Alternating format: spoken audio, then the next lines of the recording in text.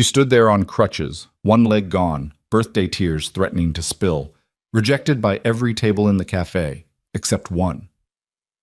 The single father didn't know that saying yes to a broken stranger would unravel his carefully rebuilt life, cost him his daughter's fairy tale dream, and force him to choose between a safe past and a terrifying future. This is the story of how a simple question, "Can I share this table?" became the most dangerous 5 words Evan Hart ever heard. Stay until the end and comment what city you're watching from. I want to see how far this story travels. The rain had been falling on Portland for 3 days straight, the kind of relentless Pacific Northwest downpour that turned the streets into rivers of gray and made the whole world feel like it was dissolving at the edges.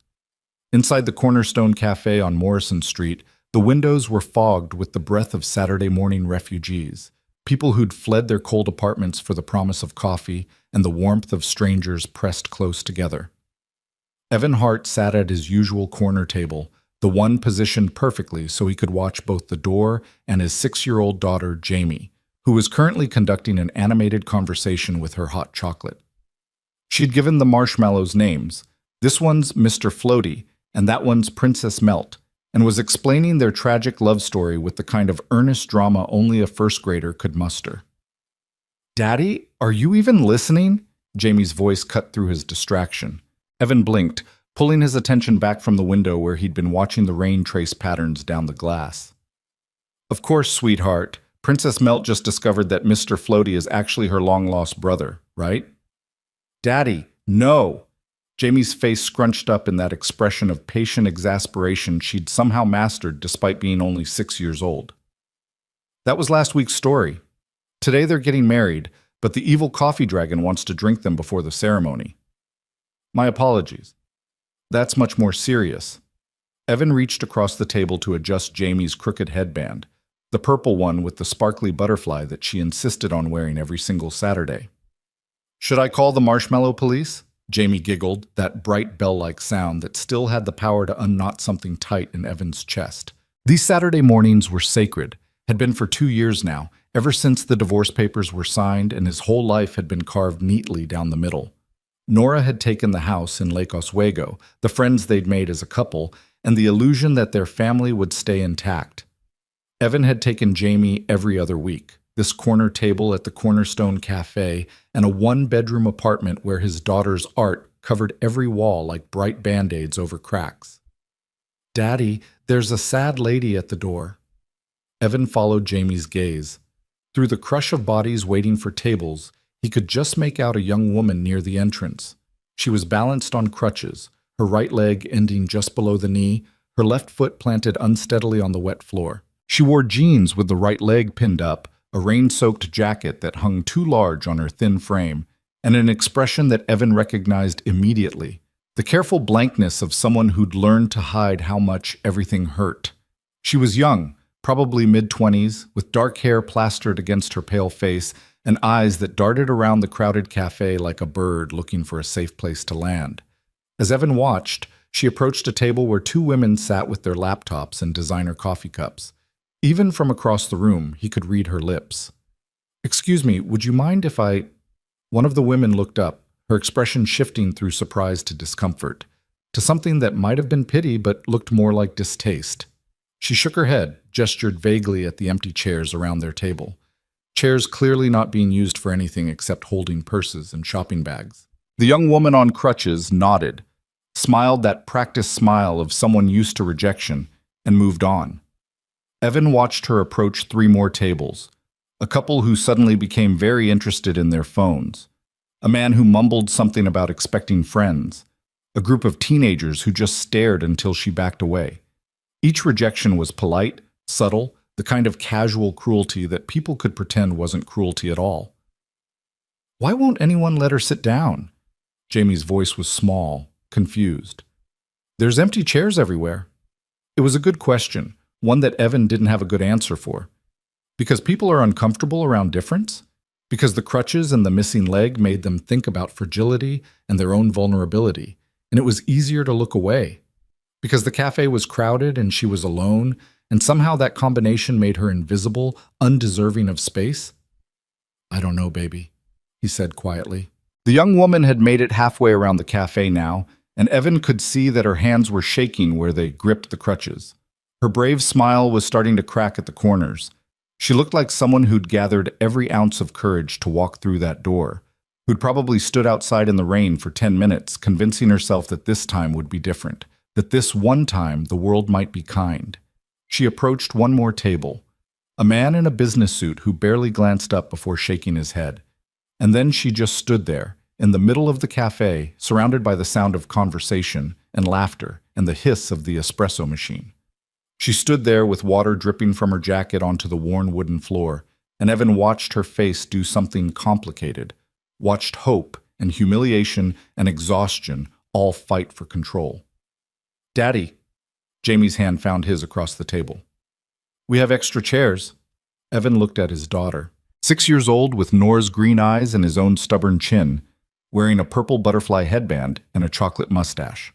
6 years old and already understanding something fundamental about kindness that half the adults in this room had forgotten. "You're absolutely right," he said. The young woman was turning toward the door now, ready to give up, to disappear back into the rain. Evan stood up, his chair scraping against the floor. "Excuse me," he called across the cafe. His voice carried farther than he'd intended, and several conversations stuttered to a stop. The young woman froze, her back to him, and Evan could see her shoulders tense like she was bracing for one more blow.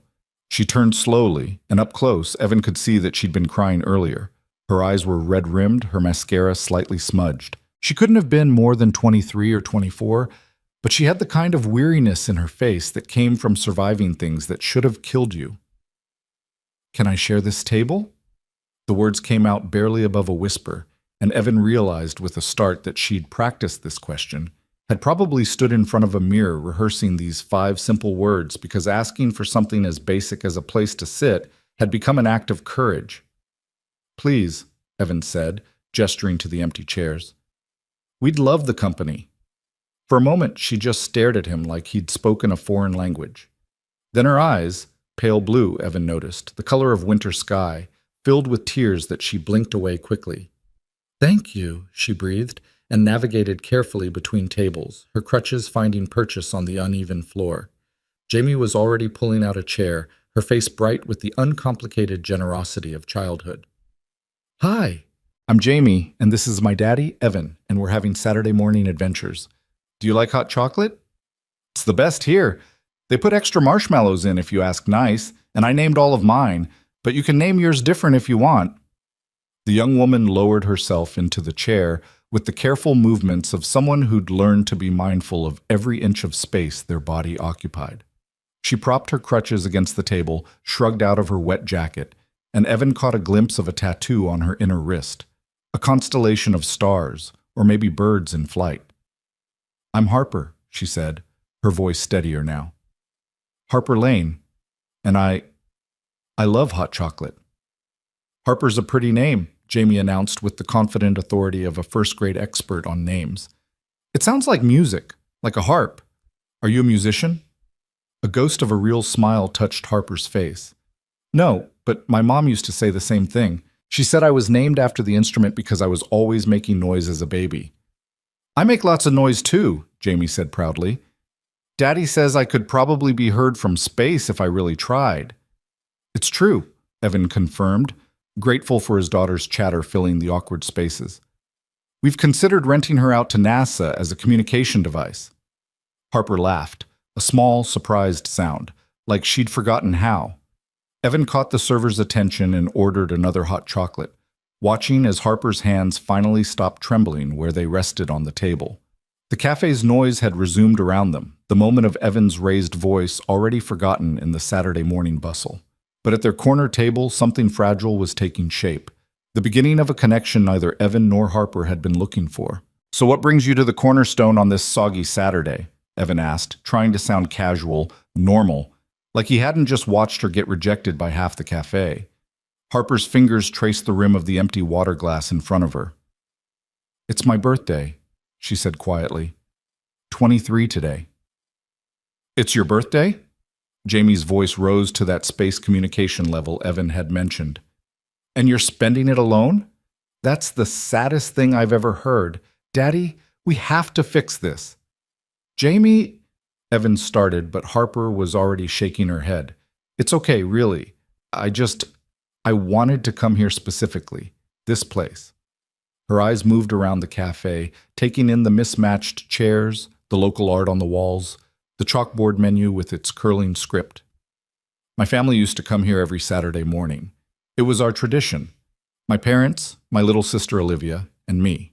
We'd sit at that table over there. She pointed to a spot by the window, currently occupied by a couple absorbed in their newspapers. And my dad would always order the same thing, black coffee, extra hot. My mom would get the lavender latte, and Olivia and I would fight over who got more marshmallows in their hot chocolate. She said it all in present tense at first, then caught herself, and Evan watched her face do something complicated as she corrected. They used to come here. We used to. The hot chocolate arrived, a mountain of whipped cream and marshmallows that would have made Jamie jealous if she hadn't been so focused on Harper's story. Did they move away? Jamie asked with a 6-year-old's innocent directness. Harper's hands wrapped around the warm mug, and Evan saw her knuckles go white. No, sweetheart. There was an accident 2 years ago. An old building downtown, the Riverside Apartments on 3rd Avenue, had a gas line problem. Nobody knew until it was too late. The explosion happened on a Saturday morning. Her voice had gone flat, mechanical, like she was reciting facts from a news report about someone else's life. We were all home. I was the only one who made it out. The silence at their table felt like a physical thing, pressing down. Jamie's eyes were huge, her hot chocolate forgotten. That's where I lost my leg, Harper continued, and Evan realized she needed to say it all at once, to get it out before she lost the nerve. Crushed under debris. The doctor said I was lucky. I was in a part of the building that collapsed slower, gave the firefighters time to reach me. My mom, my dad, my little sister Olivia, she was only 8. They didn't suffer. That's what everyone tells me, like it's supposed to be a comfort. They didn't suffer. But you did, Evan said quietly. Harper's eyes met his, and in them he saw a recognition that made his chest ache. The look of someone who'd discovered that the worst thing about surviving tragedy wasn't the grief itself, but the loneliness of it. The way people backed away from your pain like it might be contagious. Every day, she whispered. Every single day for 2 years. And the worst part? The absolute worst part is that I can't even remember the last thing I said to them. We were arguing that morning, me and Olivia, some stupid fight about her borrowing my headphones without asking, and I can't remember if I apologized before it happened. I can't remember if the last words I said to my baby sister were angry ones. Jamie slid out of her chair and crossed to Harper's side of the table before Evan could stop her. She climbed into the chair next to Harper and wrapped her small arms around the young woman's waist. I think you probably said you loved her, Jamie said, her voice muffled against Harper's shoulder. Because that's what sisters do. They fight about headphones and they say mean things sometimes, but they always love each other. My friend Sophia has a sister and they fight all the time. But Sophia told me once that she says, I love you every single night before bed, just in case. So even if you were mad about the headphones, I bet you said it that night before, or that morning, or maybe you didn't say it with words, but you said it in other ways, like making her breakfast or letting her have the last marshmallow in your hot chocolate. Harper made a sound that was half sob, half laugh, and pulled Jamie closer. You're very wise for 6 years old. I'm almost 7, Jamie corrected. My birthday's in February, and Daddy says I'm wise beyond my years, which I think means I'm basically an old person trapped in a kid body. Evan felt something crack open in his chest, watching his daughter comfort this stranger with the same fierce tenderness she showed to wounded birds and sad characters in storybooks. He'd been so focused on protecting Jamie from the sharp edges of the world, from the divorce, from disappointment, from the knowledge that sometimes families just fell apart, that he'd forgotten to notice how much she'd already learned about putting broken things back together. Thank you, Jamie, Harper said, and when she pulled back, her face was wet with tears, but somehow lighter. That's the nicest thing anyone said to me in a very long time. The cafe around them continued its Saturday morning rhythm. Orders called out, milk frothed, conversations rising and falling like waves. But at their corner table, time had slowed down, become something thicker, more significant. Evan watched Harper take a sip of her hot chocolate. watched her close her eyes like she was tasting memory itself. When she opened them, she looked directly at him. "I'm sorry," she said. "This is probably the worst birthday companion situation ever. Strange girl crashes your father-daughter morning, dumps her tragic backstory all over your table." "Stop," Evan said gently. "You're not crashing anything. And as far as birthdays go, I think we can do better than hospital-grade hot chocolate and tears." He glanced at Jamie, who was already nodding enthusiastically. "We usually spend Saturday mornings here, then go to Powell's bookstore, maybe the park if the rain lets up. You're welcome to join us, if you want. No pressure." Harper stared at him like he'd offered her something precious and impossible. "You don't even know me." "We know you're Harper Lane," Jamie counted on her fingers. "We know it's your birthday. We know you love hot chocolate with extra marshmallows. We know you had a sister named Olivia who borrowed your headphones. That's a lot of knowing. And besides, Daddy always says that strangers are just friends you haven't had cocoa with yet." "I've never said that," Evan protested. "You should have," Jamie replied with devastating logic. "It's a good saying. I'm going to trademark it." Harper laughed again, and this time it sounded more real, more whole. "I don't want to impose—" "You're not," Evan said firmly. He pulled out his phone, checked the time. "It's 9:47 now. We usually leave here around 10:30, hit Powell's by 11 and the children's section is upstairs, and they have a reading corner that Jamie has declared her kingdom. There's also a cafe inside if you need more hot chocolate. Then lunch, wherever Jamie points to. She has a very sophisticated method of restaurant selection that involves closing her eyes and spinning around. It's very scientific," Jamie added. "After lunch, if the rain stops, we go to Laurelhurst Park. There's a pond where Jamie likes to commune with the ducks and tell them her problems." "The ducks are very good listeners," Jamie said seriously. "Better than most people." Harper bit her lip, and Evan could see the war happening behind her eyes. The part of her that wanted to say yes, fighting with the part that had learned not to trust kindness, to expect disappointment, to protect herself by expecting nothing. "Why are you doing this?" she asked finally. "You could have ignored me like everyone else. You could have said your table was full, that you were waiting for someone. Why didn't you?" Evan thought about that question, really thought about it. He could have given her the easy answer, the polite one. Could have said something about common decency or basic human kindness. But Harper Lane had just handed them her tragedy wrapped in nothing but raw honesty, and she deserved the same in return. "2 years ago," he said slowly, "my wife left me. Well, technically, we left each other. The divorce was mutual, civil, all those words people use when they want to pretend their heart isn't breaking. We'd been together since college, built a whole life together, had Jamie. And then one day we woke up and realized we'd become strangers who shared a mortgage and a daughter." He glanced at Jamie, who was drawing patterns in the foam of her hot chocolate, pretending not to listen while obviously absorbing every word. "The day Nora moved out, I took Jamie to the park, this park, Laurelhurst. And we sat on a bench watching other families, other intact units, and I felt so completely alone. Like I was watching life through a window I couldn't figure out how to open. And this old man sat down next to us, complete stranger, started feeding the ducks, talking about the weather. Then he turned to me and said, 'The worst part about being broken is forgetting that other people are broken too. We're all just walking around with our cracks, pretending we're whole.'" Harper had gone very still, listening. "He told me his wife had died 3 years earlier, cancer. He said for months after, he'd come to this park and sit on this bench, and people would walk past him like he was invisible, because grief makes people uncomfortable. It reminds them that bad things happen, that life is fragile, that any one of us could be the person sitting alone on the bench." Evan met Harper's eyes. Then one day, a little girl, couldn't have been more than 4, walked up to him and offered him half of her sandwich, peanut butter and jelly. Her mom tried to pull her away, but the girl insisted, and the old man said that sandwich tasted like hope, like remembering that kindness still existed. "What happened to him?" Harper asked softly. "I don't know.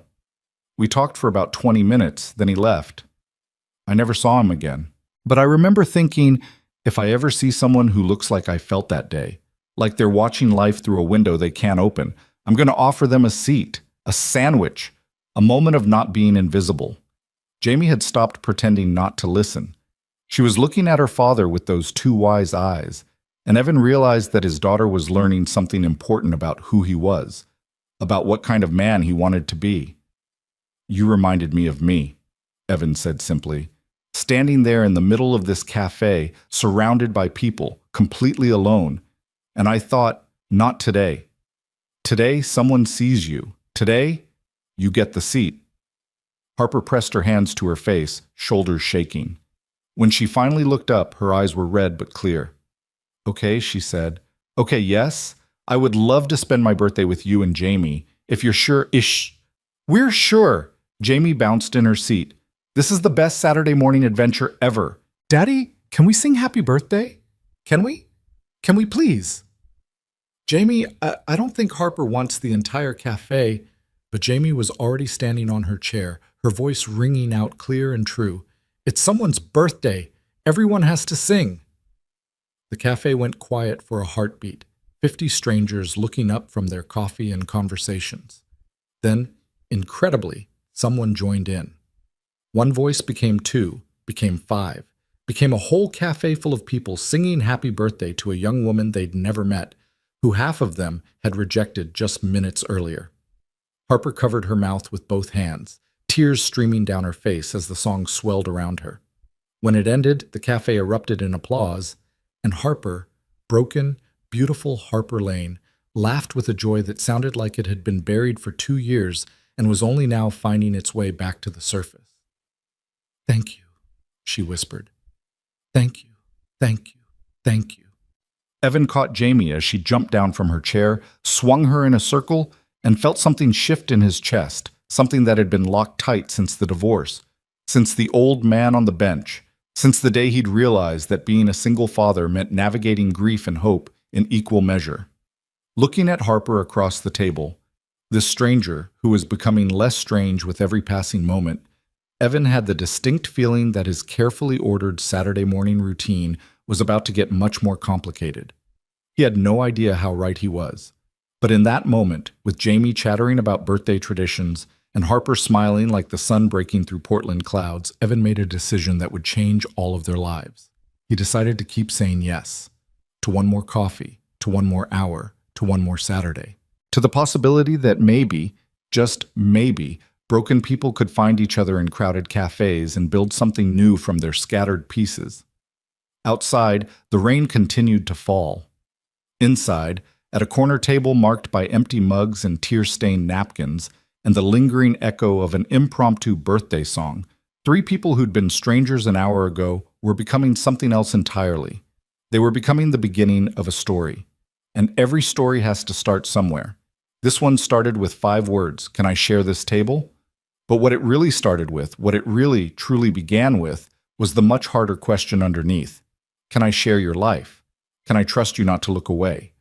Can I believe that kindness isn't just a fluke, that humans can still be good, that broken things can heal? Can I risk hoping again?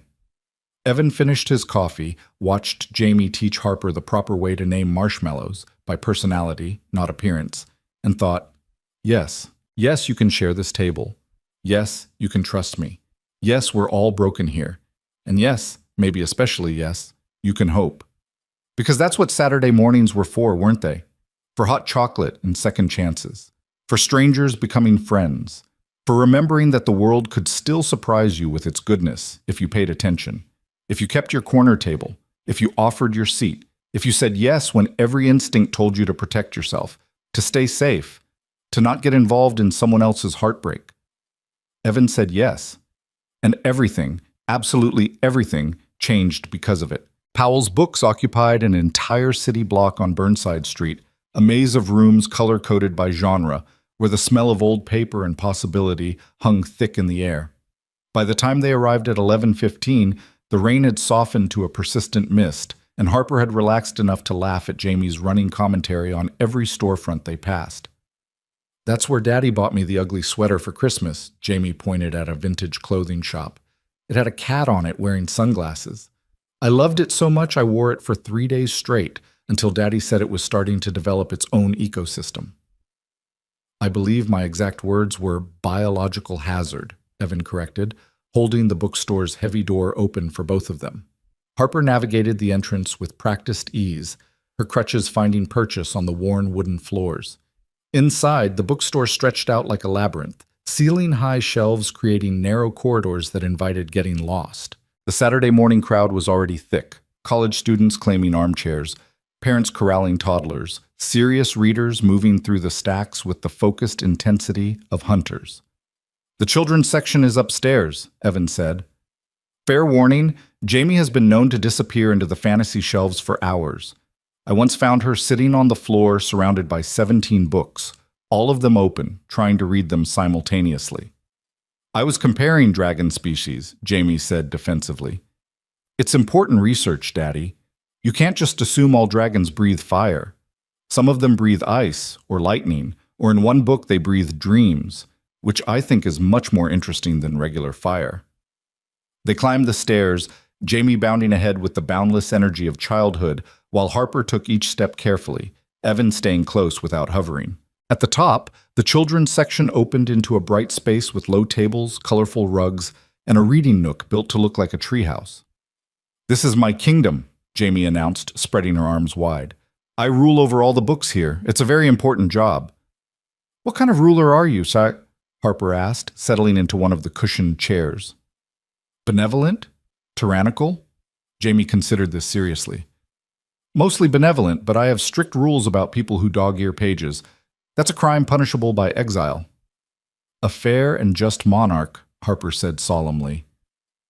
Evan watched them together, his daughter, who'd been wary of strangers since the divorce, now chattering away like Harper was a favorite aunt. And Harper, who'd walked into the cafe looking like she was barely holding herself together, now smiling with something approaching real happiness. The transformation in both of them felt significant, though Evan couldn't quite articulate why. "I'm going to show Harper the best books," Jamie declared, already moving toward the shelves. "The ones that make you cry, but in a good way, not in a sad way. There's a difference, you know." "I do know," Harper said quietly, and Evan caught the weight in those 3 words.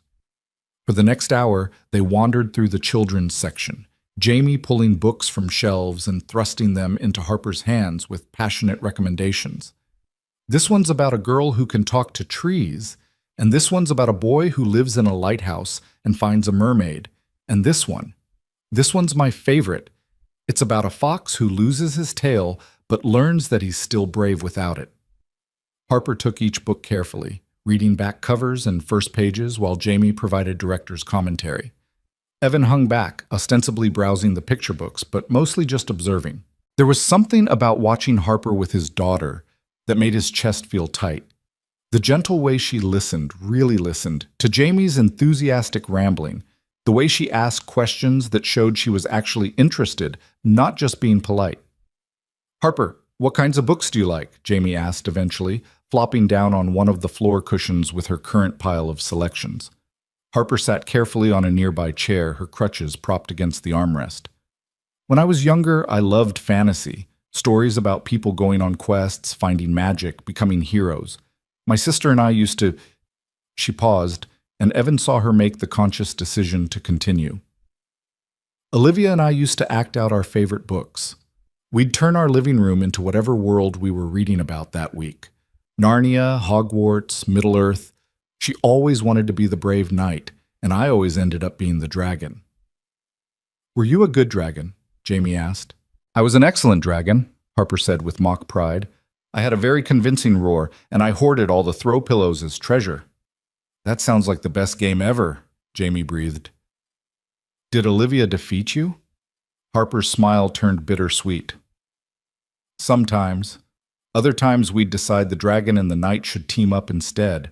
We'd fight invisible monsters together, bad guys that only we could see. Olivia had this plastic sword she got at a Renaissance fair, and she'd wave it around like it was Excalibur. She was fearless." The way Harper talked about her sister, present tense slipping into past tense, memory and grief braided together, made Evan's throat tight. He moved closer, sitting on the floor near Jamie. "She sounds like she was an amazing kid," he said. "She was." Harper's voice was steady, but her eyes were bright. "She wanted to be a veterinarian when she grew up. She was always bringing home injured animals, birds with broken wings, a squirrel that fell out of a tree, once a very angry raccoon that we had to call animal control about. My mom used to joke that we were running an unauthorized wildlife hospital. What about your parents? Evan asked gently. What were they like? Harper was quiet for a moment, her fingers tracing the spine of the book in her lap, the one about the tailless fox. My dad was a high school English teacher. He's the one who got me into books, who taught me that stories could save you when real life got too hard. He used to read to us every night, even when Olivia and I were probably too old for bedtime stories. He'd do all the voices, act out the dramatic parts. He was ridiculous and wonderful. And your mom? Jamie prompted softly. My mom was a social worker. She spent her days trying to keep families together, trying to help people who were drowning. She came home exhausted every night, but she never let us see how much it weighed on her. She had this thing she used to say, "We're all just doing our best with the broken pieces we've been given." I didn't really understand it when I was younger, but now, Harper's voice caught. Now I get it. We're all walking around with our cracks, trying to hold ourselves together. Evan felt something click into place, a recognition that went bone deep. That's almost exactly what the old man in the park said to me, the one I told you about. Harper looked up, meeting his eyes. Maybe that's just the truth everyone eventually learns. We're all broken. The question is whether we try to hide it or whether we let other people see the cracks. I think the cracks are the best part, Jamie announced with 6-year-old wisdom. Daddy, remember when I dropped my favorite mug and it shattered and you glued it back together with that gold stuff? And you said it was even more beautiful now because you could see where it had been broken. Kintsugi, Evan said. Japanese art of repairing pottery with gold. The philosophy is that the breakage and repair become part of the object's history, not something to hide. Harper stared at him, then at Jamie, then down at her hands. I've never thought about it that way. I've spent 2 years trying to hide my cracks, trying to pretend I'm still whole. But you are whole, Jamie said earnestly. You're just whole in a different shape now, like my mug. It's still a mug. It still holds hot chocolate. It just has gold lines showing where it was sad, and now those lines are the prettiest part. Evan watched Harper's face crumple and rebuild itself, watched her blink back tears that she didn't quite manage to contain. Without thinking, he reached out and squeezed her hand. A brief connection, there and gone, and Harper squeezed back. Thank you, she whispered. Both of you. I didn't know how much I needed to hear that. The moment stretched between them, weighted with something Evan couldn't quite name. Then Jamie broke it with her characteristic perfect timing. Harper, you should come have lunch with us every Saturday. Not just today, every Saturday forever. We could be like a Saturday morning club, except also Saturday afternoon, and maybe sometimes Saturday evening if we're having a really good time. Daddy, can Harper join our Saturday tradition? Please, please, please? Evan opened his mouth, not sure what he was going to say, but Harper spoke first. Jamie, sweetie, your dad and I just met a few hours ago. I'm sure he has his reasons for keeping Saturdays just for you two. Actually, Evan heard himself say, I think that's a great idea. Both Harper and Jamie turned to look at him, Jamie with delight, Harper with cautious hope. You do? Harper asked. Evan surprised himself with how much he meant it. Yeah, I mean, if you want to, no pressure.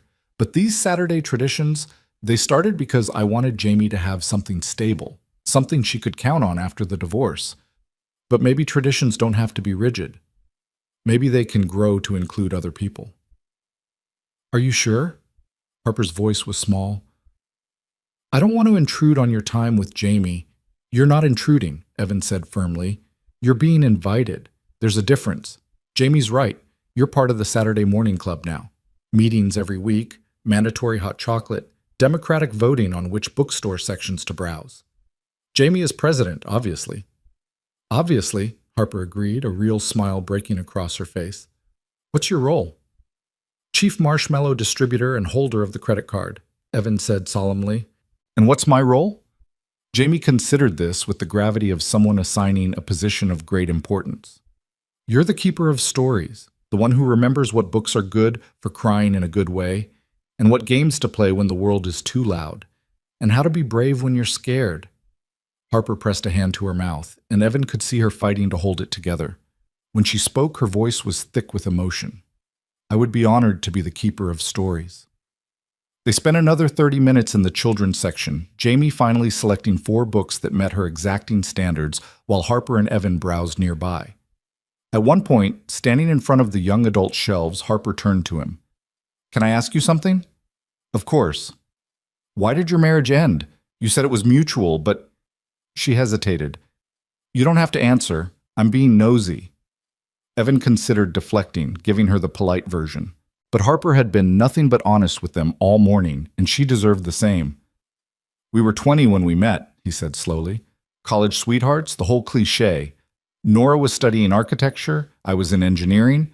We had this vision of who we'd be together, this perfect blueprint.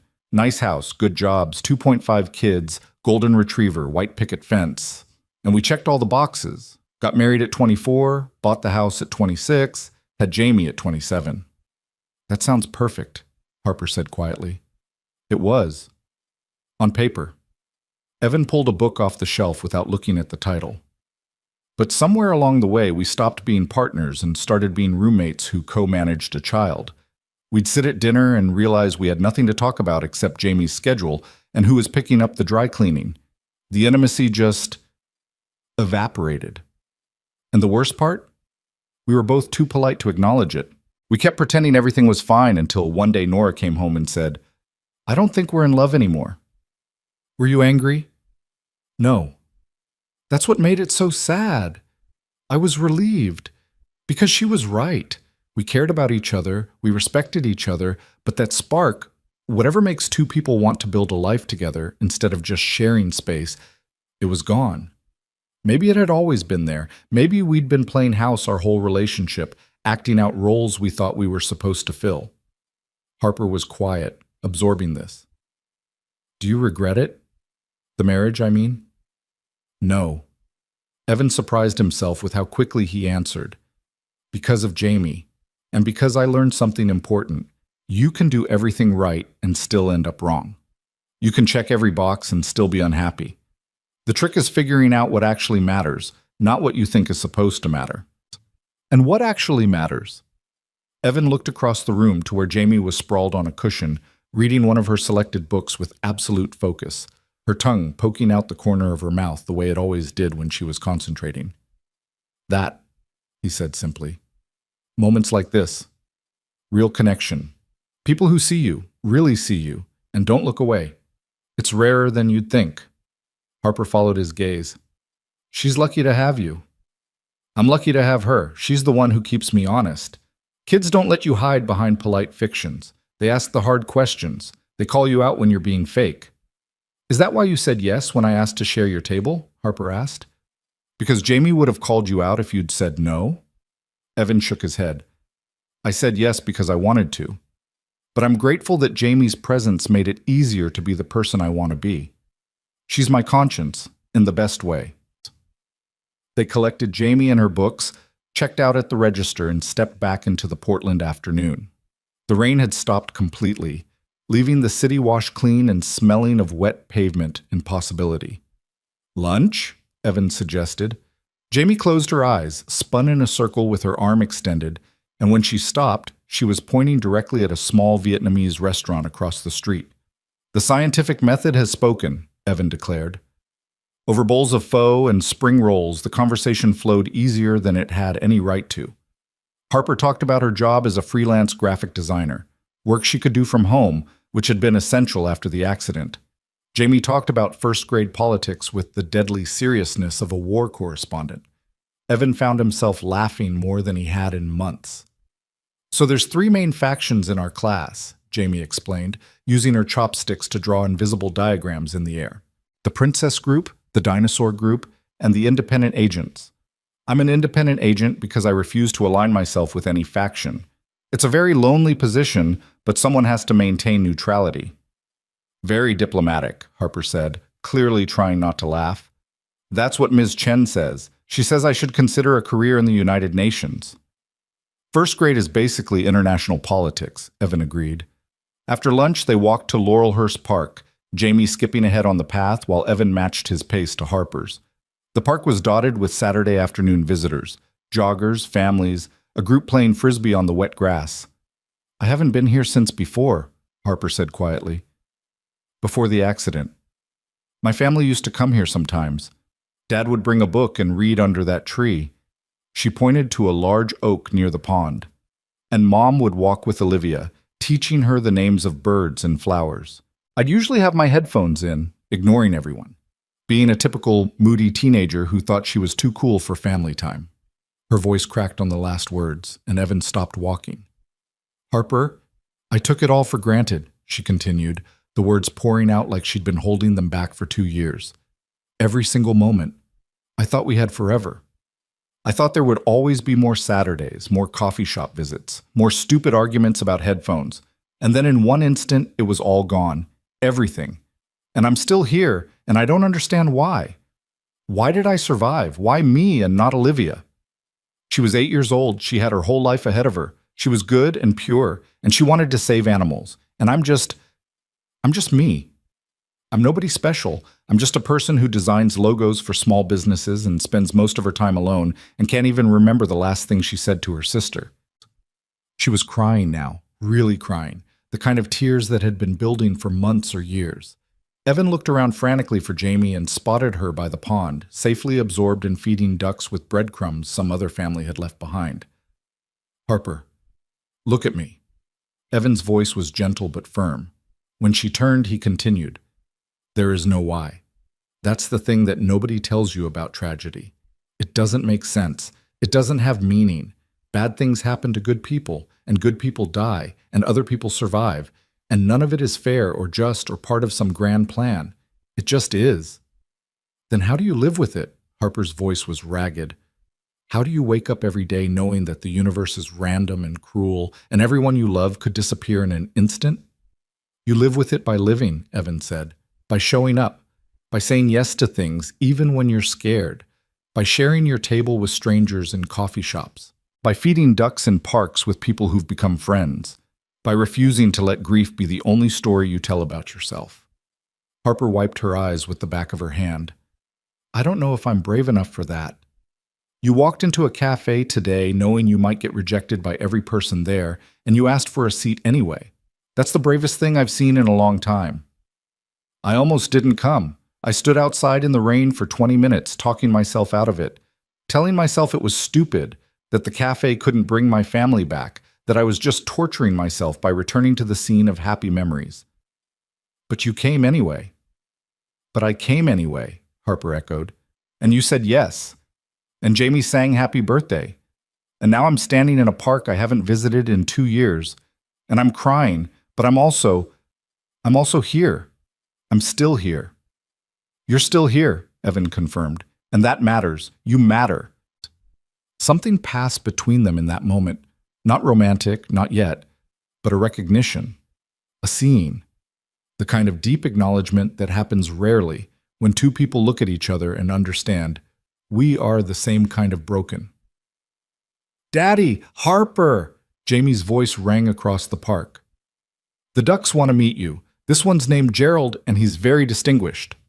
They walked to the pond together, and Harper told Gerald the distinguished duck about her day, while Jamie provided translation services for the other ducks, who apparently had opinions about everything from the weather to the quality of the breadcrumbs.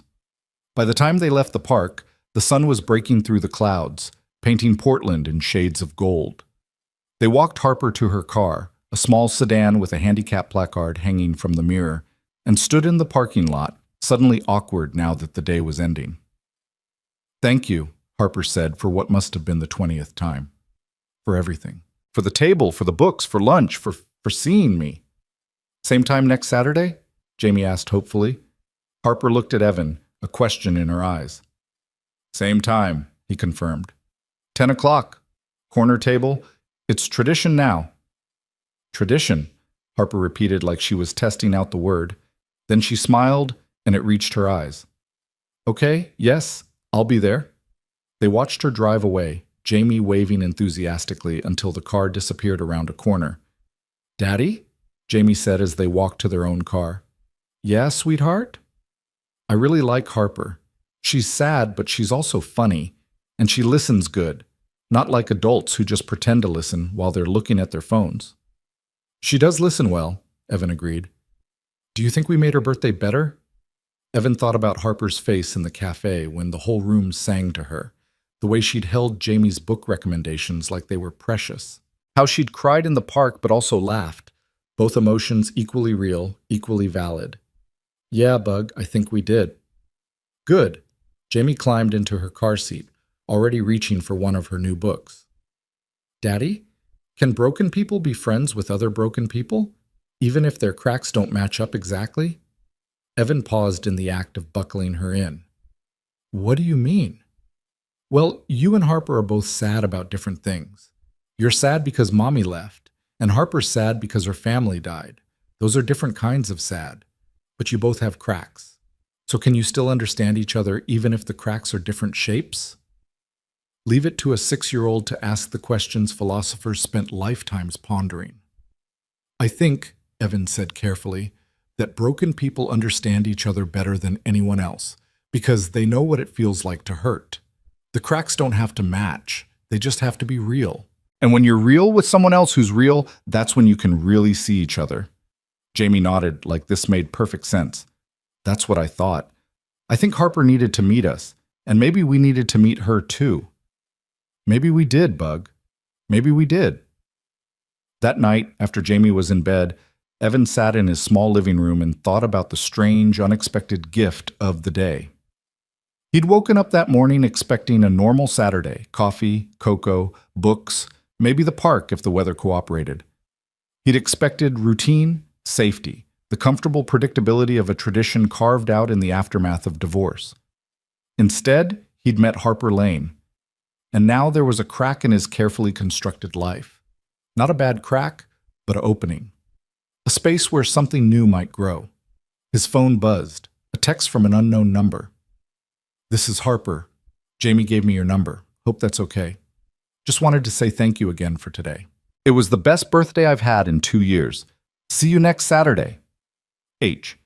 Evan stared at the message for a long moment, then typed back. Glad you joined us. Same table next week. Fair warning, Jamie's already planning your next birthday. I believe she mentioned something about a dragon costume. E. The response came quickly. I have an excellent roar. Prepare yourself. H. Evan smiled at his phone like an idiot, then caught himself and put it down. This was nothing, just a new friend.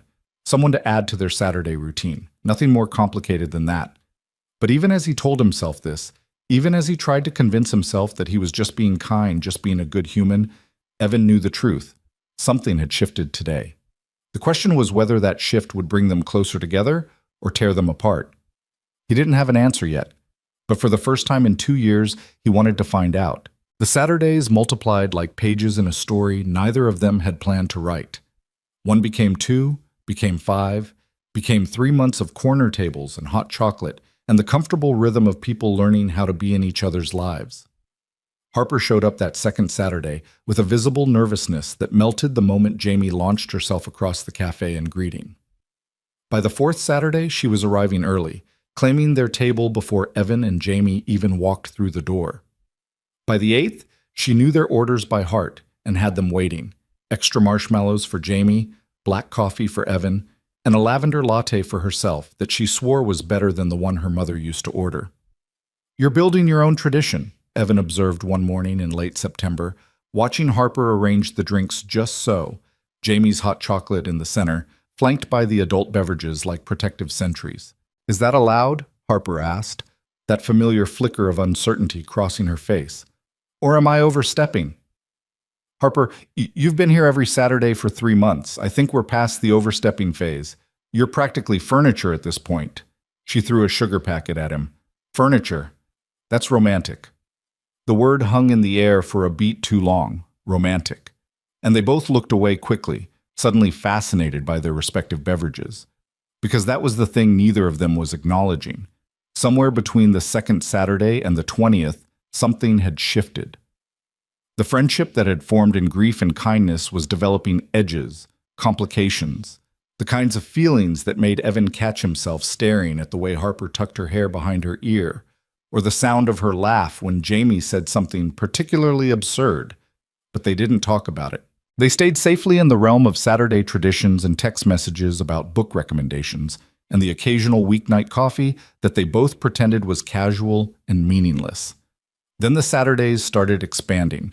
After Powell's and lunch in the park, they'd find reasons to keep going. A new ice cream place Jamie wanted to try, a street fair in Northwest Portland, a matinee showing of some animated movie that gave them an excuse to sit in the dark and share popcorn while Jamie provided running commentary on the plot. The dragon should team up with the princess, Jamie whispered loudly during one such movie. They'd be much better as partners than enemies. Why does everyone always assume they have to fight? Because conflict is the engine of narrative, Harper whispered back. But you're right. The best stories are about enemies becoming friends. Evan felt something twist in his chest at those words. Enemies becoming friends. And wondered what that made him and Harper. They'd never been enemies. They'd been strangers who became friends. Friends who were maybe becoming something else. Something neither of them had the courage to name. By October, Harper had a key to Evan's apartment. It had happened almost accidentally. Jamie had forgotten her jacket after an impromptu Tuesday dinner, and Harper had offered to drop it off the next morning before Evan left for work. Then it became easier to just let her have a key for emergencies. Then she was stopping by on Wednesday evenings to help Jamie with an art project. Then she was there for Friday movie nights, which had somehow become a new tradition alongside the Saturday morning routine. "Is Miss Harper your girlfriend?" Jamie asked one night after Harper had left, casual as anything, while Evan tucked her into bed. Evan nearly dropped the storybook he was holding. "What? No. We're friends. You know that. But you smile different when she texts you, and you get that weird look on your face when she talks about anything, like you're trying to memorize what she's saying. And last week at the park, you held her hand for a whole minute, and you both pretended it didn't happen." She was having trouble on the uneven path. I was helping her balance. "For a whole minute," Jamie repeated, those two wise eyes seeing straight through him. "And you looked at her the way Prince Philip looks at Princess Aurora in Sleeping Beauty, right before he kisses her awake." "I think you're reading too much into things, Bug." Jamie shrugged, but Evan could see she didn't believe him. Hell, he didn't believe himself. But acknowledging what was happening, really happening, felt dangerous. Like speaking it aloud would force them to confront it, and confrontation meant risk, and risk meant the possibility of losing what they'd built. So they didn't speak it. They let it grow in the spaces between words, in accidental touches and lingering glances, and the way Harper's face lit up every Saturday morning when she spotted them walking through the cafe door. Then November arrived, and with it, the beginning of the end of their careful pretending. Evan's phone rang on a Wednesday evening, Jamie's name lighting up the screen. But it wasn't Jamie's voice when he answered. "Evan, it's Nora." His ex-wife's voice was tight with forced cheerfulness. "Jamie wanted to call you, and I thought, well, I have some news. Can you talk?" A cold feeling settled in Evan's stomach. "What's wrong? Is Jamie okay?" "She's fine. Great, actually. We're both fine. Better than fine." Nora took a breath. "I'm moving back to Portland. Got offered a position at a firm downtown starting in January. I'll be able to see Jamie much more regularly. Isn't that wonderful?" The word wonderful echoed strangely in Evan's ears. Wonderful. His ex-wife, who'd moved to Seattle after the divorce for a better opportunity, was coming back. The woman he'd once loved, once married, once built a whole life with, was returning to the city, to their daughter's everyday existence, to... "That's great, Nora," he managed. "Jamie must be excited." "She is. She's already planning all the things we'll do together." A pause, weighted with something Evan couldn't quite identify. "Actually, Evan, there's something else. Something I wanted to discuss with you, but maybe not over the phone. Could we meet for coffee, maybe this Saturday?" Saturday. Their Saturday. His and Jamie's and Harper's Saturday. "I usually have plans Saturday mornings. Please, Evan. It's important. It's about us. About our family." Our family. The words landed like stones in still water, sending ripples in every direction. "Okay," he heard himself say. "Saturday. But not the morning. Afternoon, maybe 2 o'clock? Perfect. I'll text you the location. And Evan, I'm glad we're doing this. I think we have a lot to talk about." The call ended and Evan stood in his kitchen holding his phone, feeling like the ground had just shifted beneath his feet. Before he could process what had happened, another text came through. This one from Harper. Jamie just called me. She's over the moon about her mom moving back. She said something about her parents maybe getting back together. I told her that's between you and Nora, but are you okay? Evan stared at the message. Jamie had called Harper. When had his daughter and Harper started having their own relationship, separate from him? When had Harper become the person Jamie called to share exciting news? He typed back, I'm fine. We'll talk Saturday? The response came immediately. Of course. Corner table, 10 a.m., always. H. But Saturday felt different from the moment Evan and Jamie walked through the cafe door. Harper was already there, 2 hot chocolates and a coffee waiting. But her smile didn't reach her eyes, and there was a tension in her shoulders that hadn't been there last week. Jamie, oblivious to the undercurrents, launched into a breathless recap of all the plans she'd made with her mother. And Mommy says we can go to the zoo every month, and she wants to take me to the Children's Museum, and maybe we can have dinner together sometimes, all 3 of us, like a real family again. Harper's hand tightened around her mug. Evan watched her watch Jamie, saw the moment something shuddered behind her eyes. That sounds wonderful, sweetie, Harper said, her voice bright and brittle. You must be so happy. I am. I mean, I love our Saturdays with you, Miss Harper, but having Mommy back means everything can be like it was before. Before the divorce, before everything got sad. Daddy, don't you think that would be amazing? Evan looked at his daughter, her hopeful face, her absolute faith that broken things could be unbroken, that families torn apart could be stitched back together, and felt something crack in his chest. Bug, it's more complicated than that. But you and Mommy loved each other once, right? And people who love each other should be together. That's how all the stories work. The prince and princess always end up together. Real life isn't a fairy tale, Evan said gently. But it could be, Jamie insisted. If everyone just tried harder, if you both just remembered why you fell in love in the first place. Harper stood abruptly, her chair scraping against the floor. I need to use the restroom. Excuse me. She grabbed her crutches and moved away from the table with more speed than grace, and Evan watched her go, his stomach twisting with a complicated knot of emotions he couldn't untangle. Did I say something wrong? Jamie asked, her confidence faltering. No, sweetheart. You're excited, and that's okay. But Harper... He paused, trying to find the right words. Harper's situation is different from yours. She lost her family in a way that can't be fixed. Hearing about families getting back together might be hard for her. Understanding dawned slowly on Jamie's face. Oh no, I didn't think... Daddy, I made her sad. You didn't mean to, but maybe when she comes back we can talk about something else, okay? But when Harper returned, she was wearing that careful mask Evan had seen on the first day they met, the brave smile that hid everything real underneath. And she kept it on for the rest of the morning, through Powell's and lunch and even the park, maintaining a cheerful distance that felt like miles. When they finally said goodbye in the parking lot, Harper's hug was brief, her smile tight. See you next week, she said, but it sounded like a question. Harper, wait. Evan caught her arm gently. Are you okay? Really? She looked at him for a long moment, and he could see her weighing what to say, whether to be honest or maintain the pretense that everything was fine. I'm happy for Jamie, she said finally. I am. She deserves to have both her parents in her life. She deserves... Her voice caught. She deserves her fairy tale. Even if... She stopped, shook her head. I'll see you next Saturday, Evan. She drove away before he could respond, and Evan was left standing in the parking lot with the sinking feeling that something irreparable had just happened. His meeting with Nora that afternoon confirmed it. They met at a coffee shop in Northwest Portland, neutral territory. Nora looked good, better than she had at the end of their marriage. Her hair was shorter, styled differently. She wore confidence like new clothing, and when she smiled at him across the table, it held a warmth he hadn't seen in years. You look well, she said. So do you. Seattle's been good to you? It has. The job was great, the apartment was great, but... She wrapped her hands around her latte.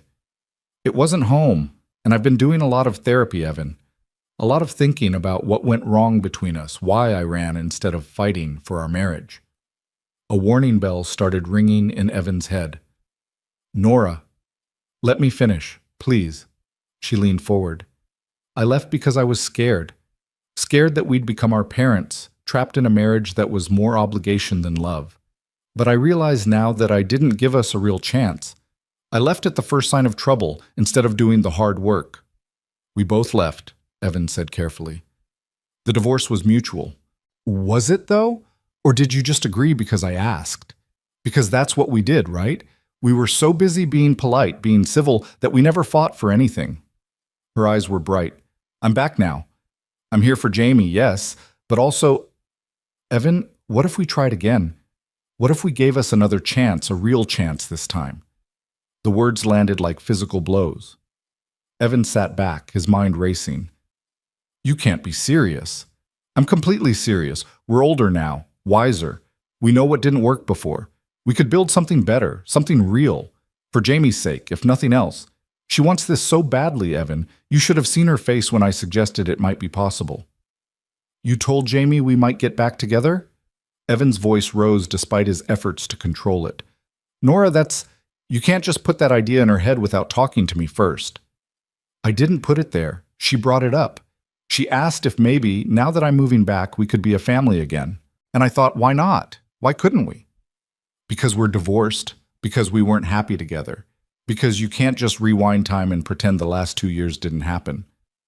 I'm not trying to rewind time. I'm trying to move forward. With you. With our daughter. With the family we created. Nora reached across the table, her hand covering his. Just think about it. That's all I'm asking. Don't say no immediately. Take some time. Think about what it would mean for Jamie to have her parents together again. Evan pulled his hand away gently. Nora, I need to be clear about something. I care about you. I always will. You're Jamie's mother, and we'll always be connected because of her, but I'm not in love with you anymore. I haven't been for a long time. Something flickered in Nora's expression. Hurt, surprise, then determination. Love can come back. If we work at it, if we try. It's not about trying harder. Evan's voice was gentle but firm. It's about the fact that we're different people now. We want different things. We've built separate lives. Have we, though? Nora challenged.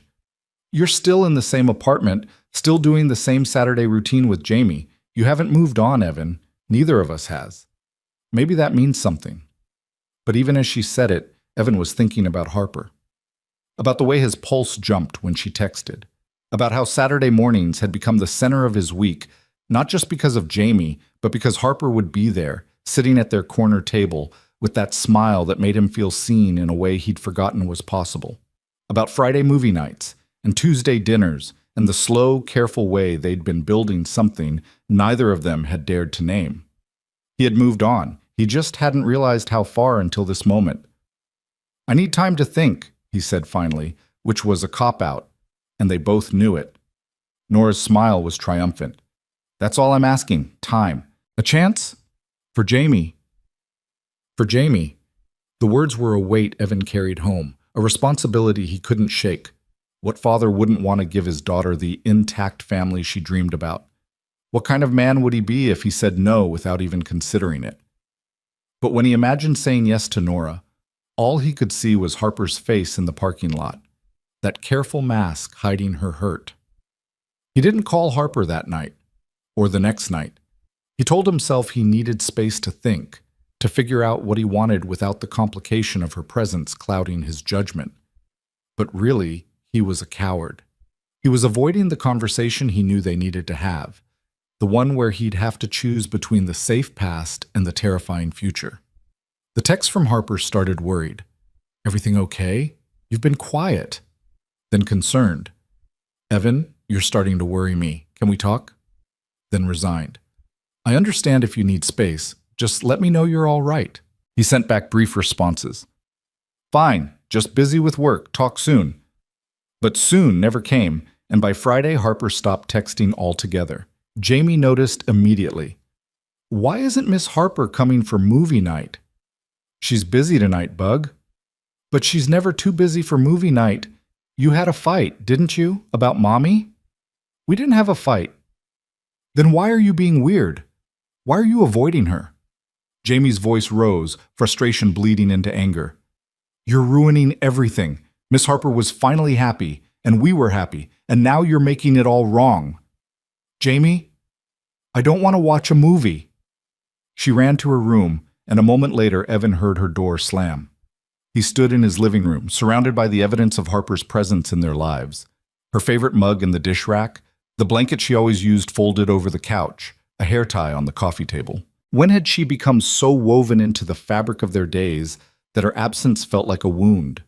His phone rang. Harper's name on the screen. For a moment he considered not answering. Then he thought about the old man in the park, about his own words to Harper months ago. We're all just walking around with our cracks, trying to hold ourselves together. He answered. Hi. Harper's voice was quiet, careful.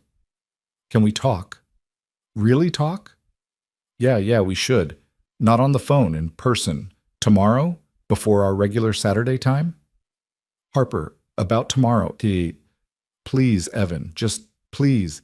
Meet me at the cafe, 9 o'clock, before Jamie. Just us. He heard something in her voice that made his chest tight. A finality, a resignation, like she already knew how this conversation would end. Okay, 9 o'clock.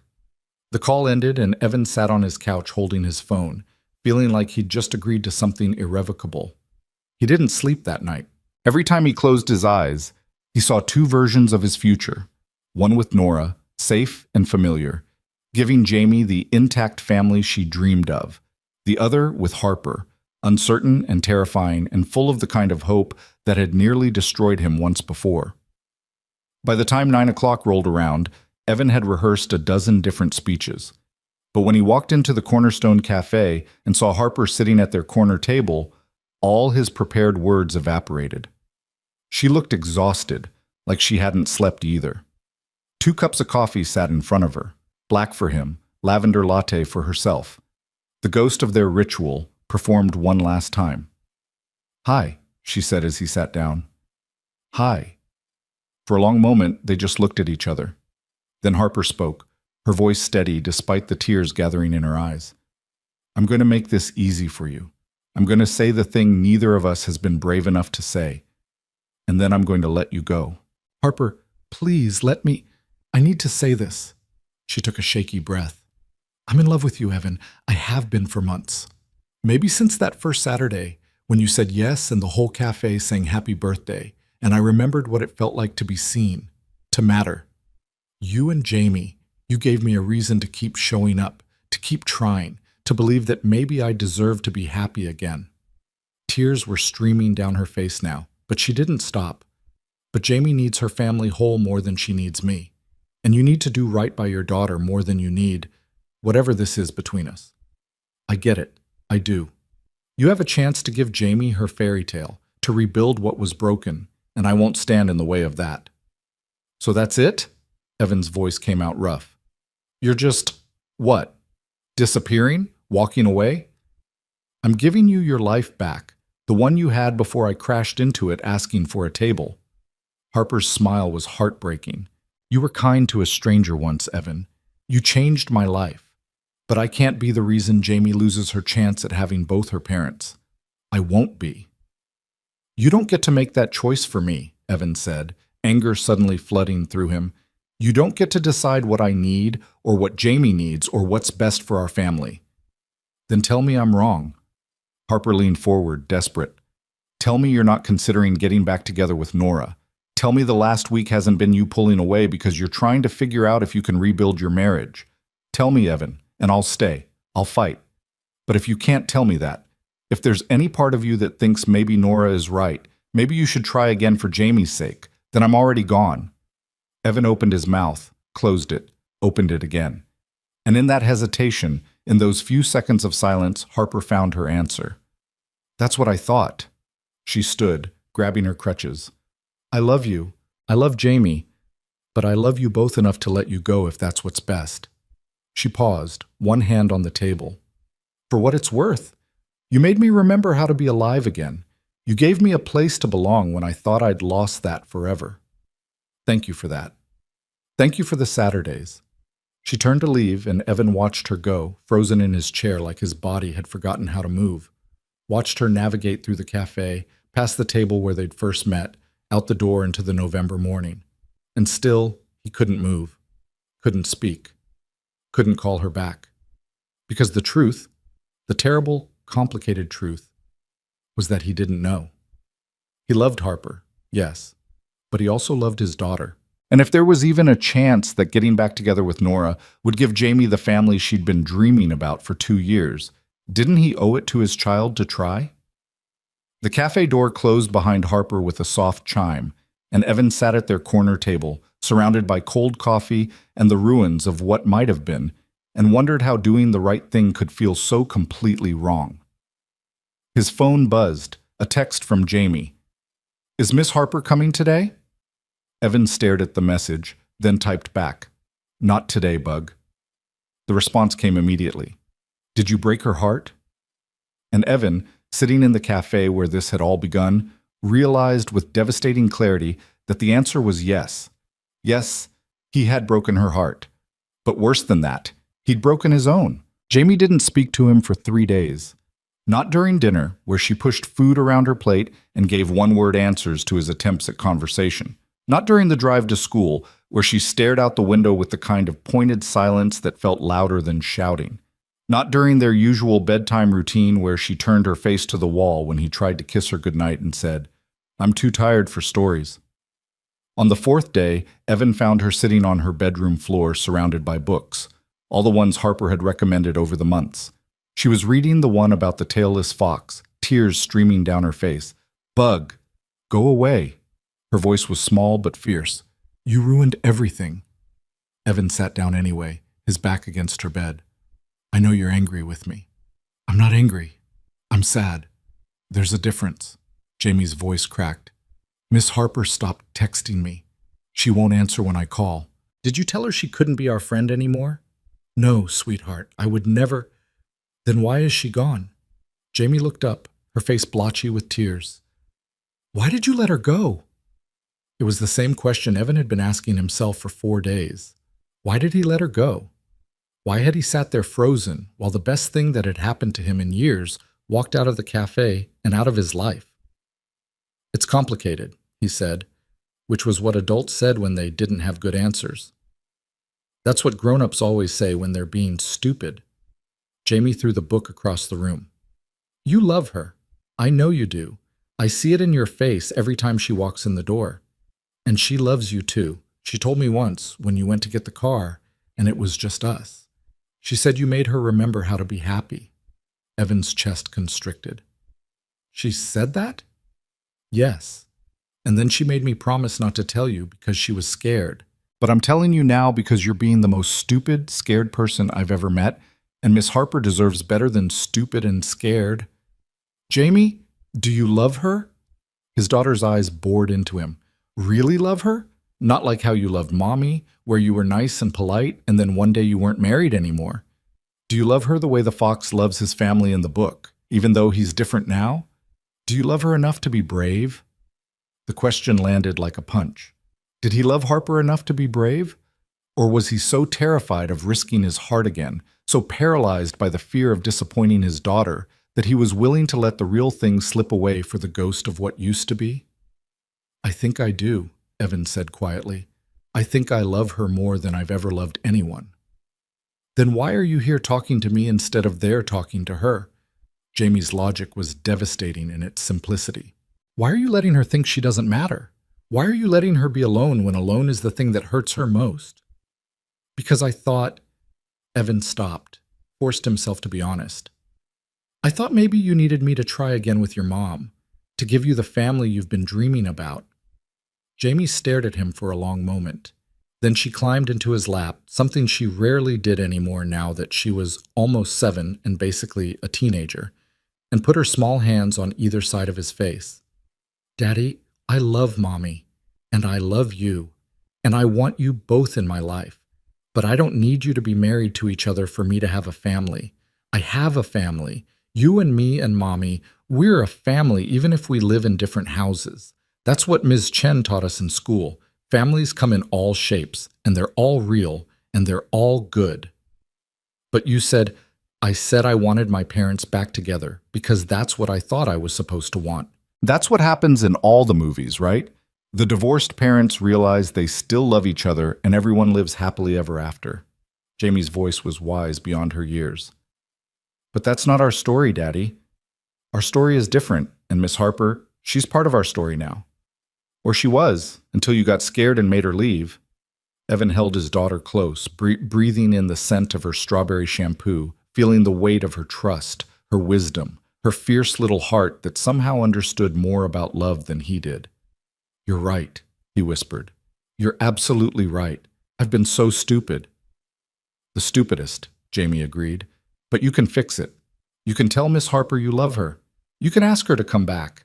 You can be brave like the fox in the story, even though being brave is scary." "What if she won't forgive me? What if I hurt her too badly?" Jamie pulled back to look at him seriously. "Then you apologize. And you keep apologizing until she believes you. And you show her that you're not going to run away again. That's what love is, Daddy. It's showing up even when you're scared. It's saying I choose you and meaning it. Miss Harper taught me that." Something shifted in Evan's chest, like a lock clicking open. His 6-year-old daughter had just given him the answer he'd been too afraid to see. Love wasn't about choosing the safe option or the expected one. Love was about choosing the person who made you want to be braver, better, more honest. The person who saw your cracks and thought they were beautiful. Love was about choosing Harper. But first, he had one more conversation to have. Nora arrived at his apartment that evening, her smile bright with expectation.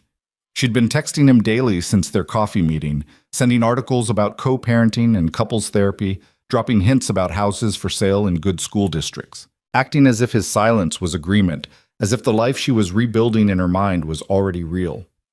"I'm so glad you called," she said, stepping inside. "I've been thinking about us nonstop, about all the possibilities. Nora, we need to talk, really talk." Something in his tone made her smile falter.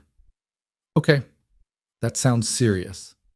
They sat at his small kitchen table, the same one where Harper had helped Jamie with homework, where they'd shared Tuesday dinners and Friday movie night snacks, where pieces of their almost relationship had been quietly built over months.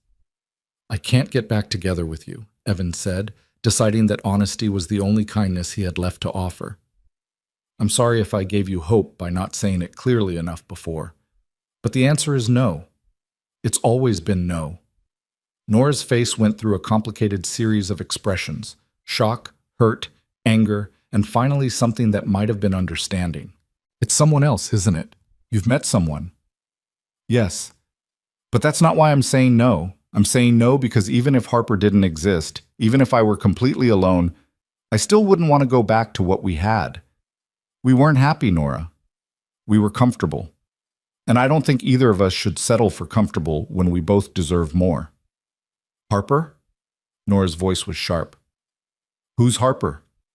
And Evan told her about the cafe and the birthday song and the Saturdays that had become the center of his world, about how Harper had walked into their lives carrying grief like a second shadow and somehow, impossibly, had taught both him and Jamie how to hope again. About how he'd been so afraid of risking his heart that he'd let the best thing in his life walk away. When he finished, Nora was quiet for a long time. Then she said, "You never talked about me like that. Even in the beginning, even when we were supposedly in love, you never looked the way you look right now, talking about her." "I'm sorry," Evan said, and meant it. "I think we both deserved better than what we gave each other. We tried to force ourselves into shapes that didn't fit, and we hurt each other in the process." "I'm in therapy," Nora said suddenly. "Did I mention that? I've been going twice a week since the divorce, and my therapist said something that's been stuck in my head. She said sometimes we cling to the past not because it was good, but because it's familiar. We'd rather have the comfortable pain we know than risk the uncomfortable growth we don't." "That sounds about right." "I think that's what I was doing, coming back here, suggesting we try again. I wasn't actually wanting you back, Evan. I was wanting the safety of what I already knew, the script I'd already memorized." She smiled sadly. "But you've gone off script. You found something real, something that scares you precisely because it matters. And I'm weirdly proud of you for that." Evan felt something unknot in his chest. "You are?" "Don't get me wrong, I'm also hurt and embarrassed and a little bit angry. But mostly I'm proud. Because the Evan I was married to would have said yes to getting back together. He would have chosen the safe option, the one that looked good on paper, even if it made him miserable. This Evan, the one who fell in love with a woman who shares his trauma and his hope, this Evan is braver than the one I knew. I don't feel brave. I feel terrified. That's because you actually have something to lose now. When we were together, we were both so numb we couldn't even feel it when we lost each other. Nora reached across the table and squeezed his hand. Go get her back. Go tell her what you told me. Go be the brave version of yourself. What about Jamie? What do we tell her? We tell her the truth, that her parents love her more than anything, that we're going to co-parent with respect and kindness, and that sometimes the best thing parents can do for their kids is show them what real love looks like, even if it's not with each other. They talked for another hour, working out details and logistics, rebuilding their relationship on the stronger foundation of friendship and mutual respect. When Nora finally left, she paused at the door. This Harper, she's good for you? She's everything, Evan said simply. Then don't let her get away. Women like that, women who can survive what she's survived and still have the courage to love, they're rare. And they deserve men who are brave enough to love them back. After Nora left, Evan stood in his apartment, surrounded by reminders of Harper's presence, and pulled out his phone. His fingers hovered over her contact information. Then he remembered what Jamie had said. Love is showing up even when you're scared. A text wasn't showing up. A text was hiding. He grabbed his keys. Harper's apartment was in Southeast Portland, a small one-bedroom above a Thai restaurant that she'd mentioned exactly once in passing. Evan had filed the information away without thinking about it, the way you unconsciously memorize details about people who matter to you. Now he stood outside in the November cold, staring up at her window, trying to gather courage. The light was on. She was home. That was something. He climbed the narrow stairs and knocked before he could talk himself out of it. For a long moment, nothing. Then footsteps, slow and uneven. The door opened a crack and Harper's face appeared. No makeup, red-rimmed eyes, wearing an oversized sweatshirt that swallowed her small frame. Evan? She sounded shocked, then wary. What are you doing here? Can I come in, please? I have things I need to say. Harper hesitated, and Evan could see her weighing whether to let him in or shut the door in his face. He wouldn't have blamed her if she chose the latter. 5 minutes, she said finally, opening the door wider. That's all you get. Her apartment was small but warm, decorated with the kind of careful intention that spoke of someone trying to build a home from nothing. Photos on the walls, her family before the accident, her as a child, a young girl who must have been Olivia. Books everywhere, art supplies scattered across a desk by the window, a half-finished graphic design project glowing on her laptop screen. This was Harper's life, the pieces of herself she'd built in the aftermath of tragedy, and Evan had been invited into it for 5 minutes. Just 5 minutes to not screw everything up. I talked to Nora, he said, deciding that honesty was his only option. I told her I couldn't get back together with her, that I didn't want to try again, not even for Jamie's sake. Harper's expression didn't change. Okay, why are you telling me this? Because I need you to understand why I couldn't answer you in the cafe, why I froze when you asked me to tell you I wasn't considering it. Evan, you don't owe me an explanation. Yes, I do. You asked me to be honest, and I was too much of a coward to do it in the moment, so I'm doing it now. He took a breath. When Nora suggested we try again, my first reaction was no. Absolutely not. We weren't good together, and going back would be a mistake. But then she said it was for Jamie's sake, and I got confused. Because what kind of father wouldn't at least consider giving his daughter the intact family she dreams about? A smart one, Harper said quietly. A father who understands that an unhappy home with both parents is worse than a happy life with them separate. I know that now. Jamie told me basically the same thing in slightly more colorful language. But in that moment, sitting across from you in the cafe, I couldn't see it. All I could think was, what if Harper's right? What if I should try with Nora? What if I'm being selfish by choosing my own happiness over my daughter's fantasy? So you are choosing Nora. Harper's voice was flat, resigned. No, God, no. Harper, listen to me. Evan moved closer, desperate for her to understand. I'm choosing you. I want to choose you. But I was so paralyzed by fear of failing Jamie, fear of disappointing you, fear of risking my heart again and having it shattered, that I couldn't move. I couldn't speak. I just sat there like an idiot while you walked away. Harper's eyes were filling with tears. You let me leave. You let me think I didn't matter. You matter more than anything. You and Jamie, you're my family. You're my Saturdays and my Tuesday dinners and my Friday movie nights. You're the reason I wake up excited about the day instead of just going through motions. His voice cracked. You're the person I want to choose every single day for the rest of my life, if you'll let me. Evan, I know I screwed up. I know I hurt you, and I know saying sorry doesn't fix it. But I'm asking you, I'm begging you, please give me another chance. Let me prove that I'm not going to run when things get scary. Let me show you that I'm brave enough to love you the way you deserve to be loved. Harper was crying now, tears streaming down her face. You broke my heart. Do you understand that? I told you I loved you and you just sat there. You let me walk away thinking I was an obligation you were trying to escape, a complication in your neat little life. I know, and I'm so sorry. I'm sorry I made you feel like you didn't matter, like you were anything less than the most important person in my world. Because you are, Harper. You're it for me. You're the real thing, the kind of love I didn't even know I was capable of until I met you. How do I know you won't do it again? Harper's voice was small, vulnerable. How do I know that the next time things get hard, the next time you're scared, you won't freeze up and let me go? Evan took her hands, careful and deliberate. You don't know. I can't promise I'll never be scared or never make mistakes, but I can promise that I'll show up. Every single day I'll show up. I'll choose you over and over again until you believe it, until you trust it, until you know in your bones that I'm not going anywhere. Harper looked down at their joined hands. Jamie must be so confused, so hurt. Jamie told me I was being stupid and scared. She said you deserve better than stupid and scared. And she's right.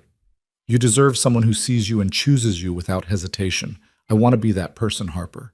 I'm sorry it took me so long to figure out how. She really said that? A small smile tugged at Harper's lips despite the tears. She threw a book across the room for emphasis. It was very dramatic and very effective. Harper laughed, a wet, broken sound. I miss her so much. I miss both of you. This week without you, it felt like losing my family all over again. And I know that's dramatic and probably unhealthy after only knowing you for a few months, but it's true. You and Jamie, you became my people. And when you let me go, it was like surviving the explosion all over again and realizing I was still alone. You're not alone. Evan pulled her closer, and she came, collapsing against his chest with a sob. You're not alone, and you're never going to be alone again. We're your people, Harper. We choose you. I choose you. They stood like that for a long time, Harper crying into his shirt while Evan held her and murmured apologies and promises against her hair. When she finally pulled back, her face was blotchy and her eyes were swollen, and Evan had never seen anything more beautiful. I love you, he said, because he hadn't said it clearly enough yet.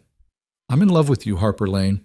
I love the way you listen to Jamie like she's the most fascinating person in the world. I love how you name your marshmallows and cry at children's books and refuse to use the word disability like it defines you. I love your strength and your vulnerability and the way you've survived things that should have destroyed you. I love that you made me remember how to hope.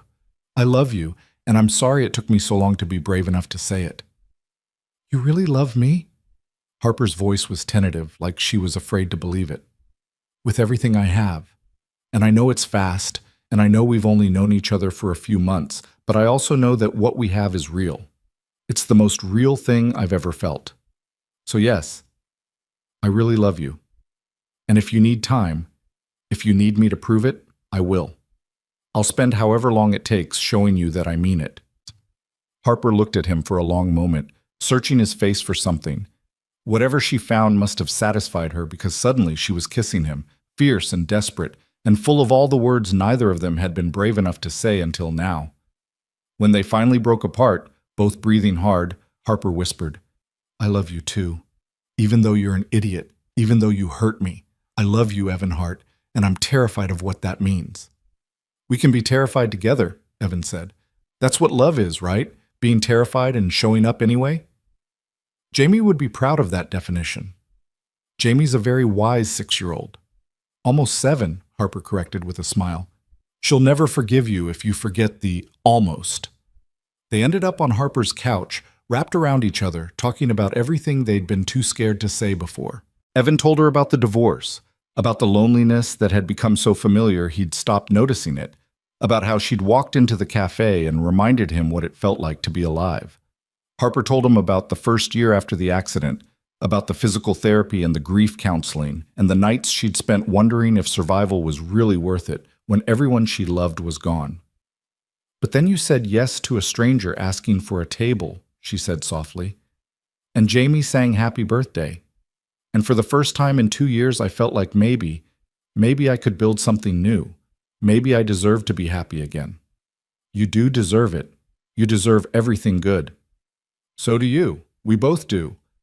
We've both survived things that should have broken us. Maybe we get to choose happiness now. Maybe we've earned it." It was nearly midnight when Evan finally left, with promises to pick Harper up for Saturday morning coffee. Their Saturday, back on track, back to their corner table. At the door, Harper grabbed his hand. "Evan, thank you for coming here, for being brave, for choosing me. Always," he said. "From now on, it's always going to be you." He drove home through the quiet Portland streets, his heart feeling lighter than it had in days. When he got back to his apartment, he found Jamie still awake, sitting on the couch in her pajamas, clearly having fought off sleep to wait for him. "Did you fix it?" she asked immediately. "I fixed it." Jamie launched herself at him, wrapping her arms around his waist. "I knew you would. I told Gerald the duck you would. Did you tell her you love her?" "I did." "And she said it back?" "She did." "Good. Because if she didn't, I was going to have to go over there and explain that you're worth loving even though you're sometimes stupid. It would have been a whole thing." Evan laughed, lifting his daughter and spinning her around the way he used to when she was smaller. "What did I do to deserve you, Bug?" "You showed up," Jamie said simply. "That's what you always do. You show up even when it's hard. That's why I love you, and that's why Miss Harper loves you too, because you're the kind of person who says yes when someone asks for a table." And there it was, the truth his 6-year-old daughter understood better than he did. Love wasn't about grand gestures or perfect moments. It was about showing up. It was about saying yes when someone needed a seat, when they needed hope, when they needed to believe that kindness still existed in a world that had shown them cruelty. It was about choosing every single day to be brave. The next morning, Evan and Jamie arrived at the Cornerstone Cafe at exactly 9:55. Harper was already there, sitting at their corner table, 3 drinks arranged just so. Hot chocolate for Jamie, black coffee for Evan, lavender latte for herself. When she saw them, her face transformed. The careful mask she'd worn that first day was gone, replaced by something open and joyful and real. Jamie ran across the cafe, literally ran, despite the signs asking patrons to walk, and threw herself into Harper's arms. "You came back! Daddy said you would, but I needed to see it with my own eyeballs." Harper laughed, holding Jamie tight.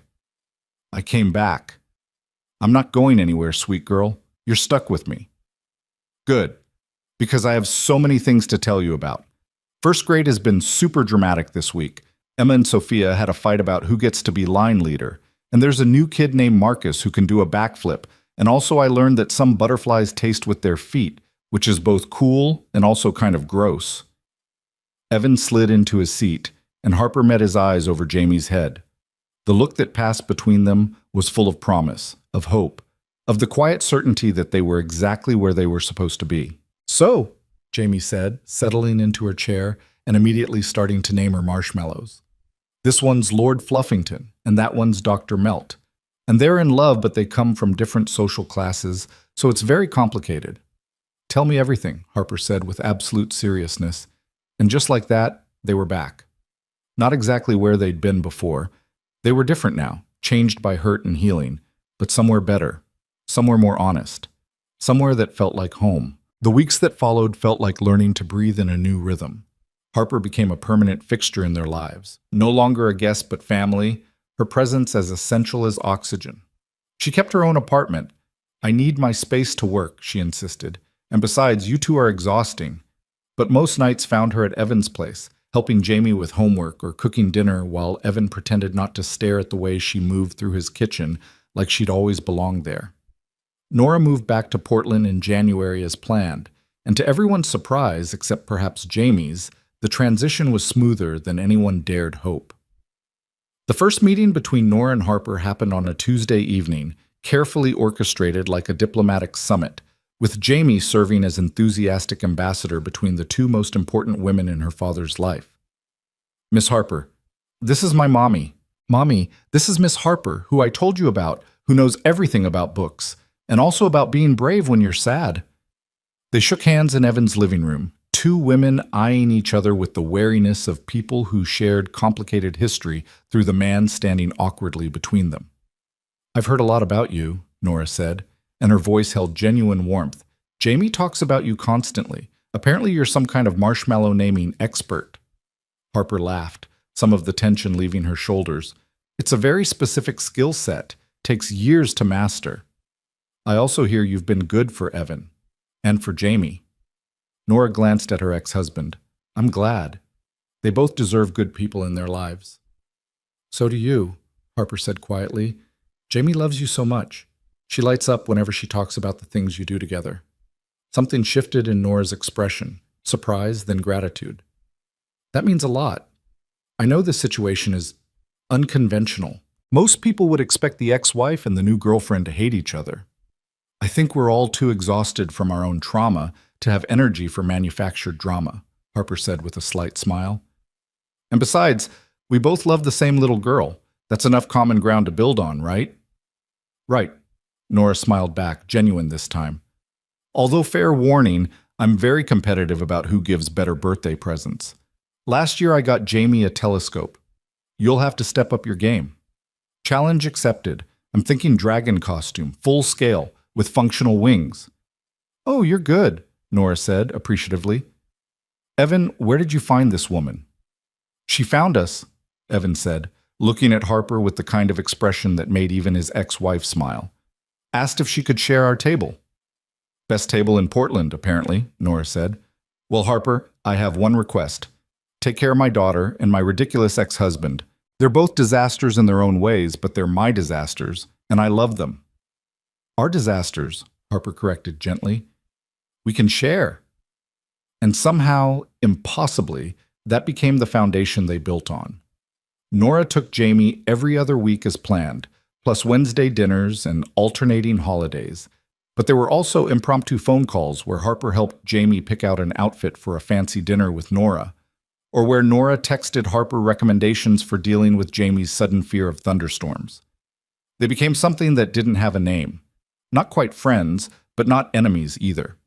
Co-parents in the broadest sense, united by love for the same precocious 6-year-old who insisted on mediating any potential conflicts with the diplomatic skills of a seasoned negotiator. "I think we're doing this wrong," Jamie announced one evening in February. "In all the movies, the ex-wife is supposed to be mean and jealous, and the new girlfriend is supposed to be scared and intimidated, but you're all just nice to each other. It's very confusing for a narrative arc." "Life isn't a movie, Bug," Evan said, pulling her into his lap. "Sometimes the best stories are the ones that don't follow the script." "I guess," Jamie conceded, "but also it means I don't get to have any dramatic moments where I have to choose between you all, which is good because I would have cried a lot, but also I kind of had a speech prepared just in case." "You had a speech?" Harper asked, fighting a smile. "A very good one. It had 3 main points and a conclusion. I was going to use my courtroom voice and everything." "Your courtroom voice?" Evan raised an eyebrow. "It's like my regular voice, but more serious, and I stand up very straight, ma'am.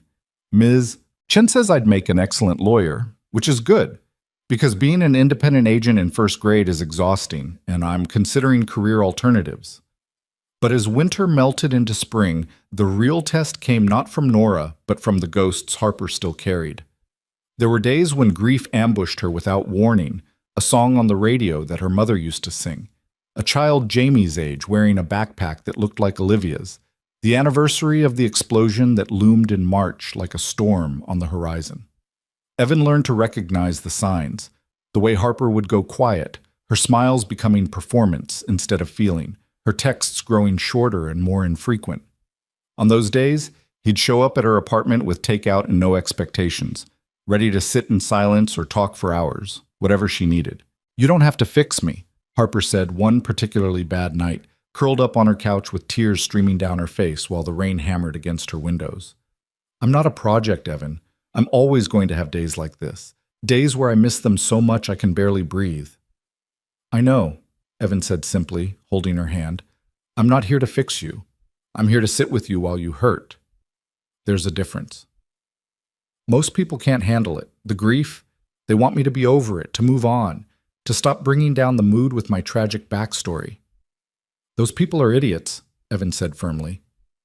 "Your grief is part of you, Harper. It's the proof of how much you loved them, how much they mattered. I would never ask you to hide that or diminish it or pretend it doesn't exist. Your family deserves to be remembered, and you deserve to have space to miss them." Harper looked at him with something like wonder. "How are you so good at this?" "I'm not. I'm making it up as I go. But I love you, and that means I love all of you. The healed parts and the still healing parts, and the parts that might never fully heal. That's what signing up for a real relationship means. It's not just taking the easy, happy moments. It's showing up for the hard stuff, too. Even when the hard stuff is me sobbing on my couch at 2 a.m. because I saw a photo of a family that reminded me of mine. Especially then. March 15th arrived, 2 years since the explosion, and Harper spent the morning at the cemetery where her family was buried. She'd asked to go alone, and Evan had respected that, even though every instinct screamed at him to follow, to protect, to fix. But Jamie had other ideas. "We should make her a remembering box," she announced over breakfast. "A what?" "A remembering box. Ms. Chen told us about them. When someone you love is gone, you put things in a box that remind you of them, pictures, special objects, letters. And then when you're sad, you can open the box and remember the good times instead of just the missing times." Evan stared at his daughter, once again awed by her wisdom. "That's a beautiful idea, Bug. What should we put in it?" They spent the afternoon crafting. Jamie drew pictures, Harper's family at the cafe, Olivia playing with a toy sword, Harper's parents reading books. Evan found quotes about grief and love and survival, printed them on good paper, arranged them carefully. They found a wooden box at a craft store, painted it with stars and birds, the tattoo on Harper's wrist, the symbols of flight and freedom. Inside, they nested the drawings and quotes, along with a letter Jamie insisted on writing in her careful first-grade handwriting. When Harper returned that evening, exhausted and red-eyed, she found them waiting on her doorstep. "We made you something," Jamie said, presenting the box with all the ceremony of a knight presenting a sword. "It's a remembering box. For your family.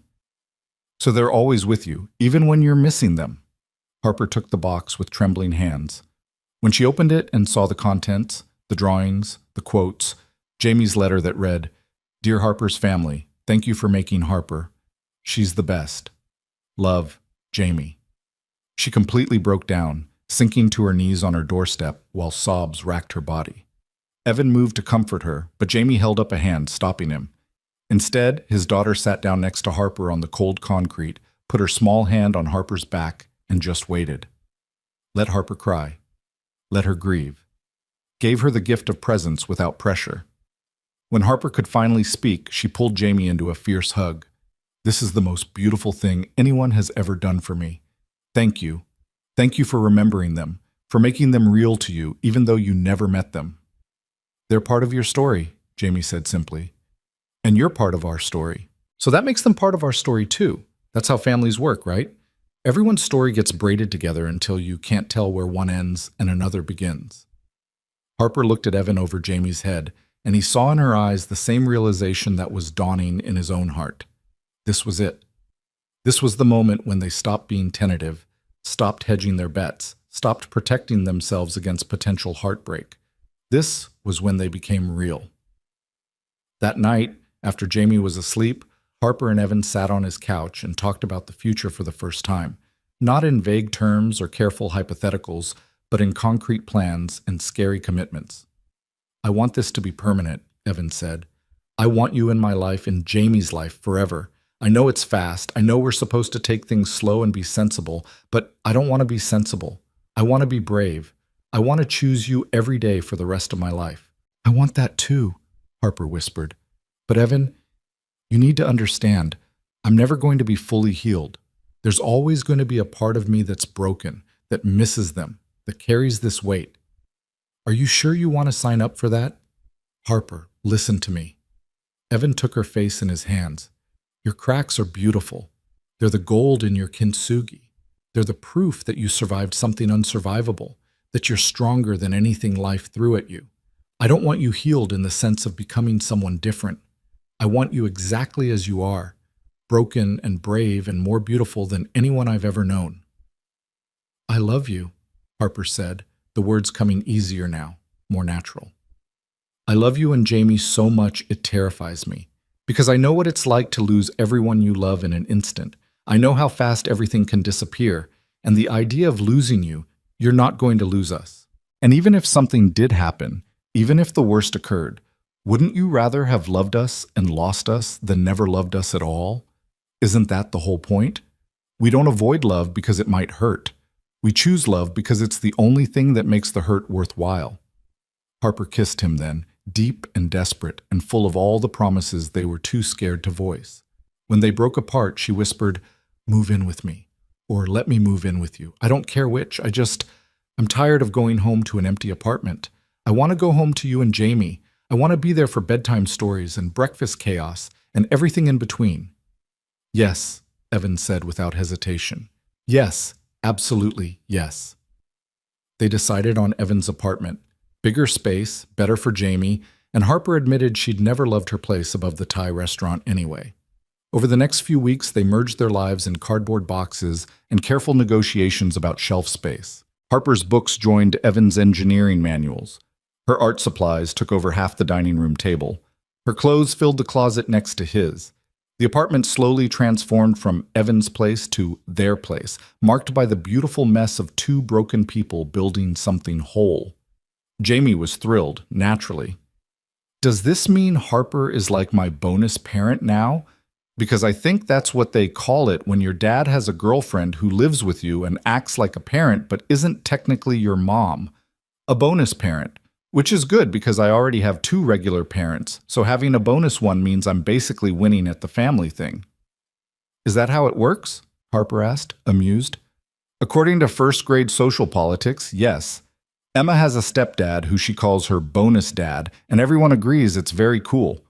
I'm thinking of starting a club for kids with bonus parents. We could have meetings and everything." "What would you discuss at these meetings?" Evan asked. "Important stuff.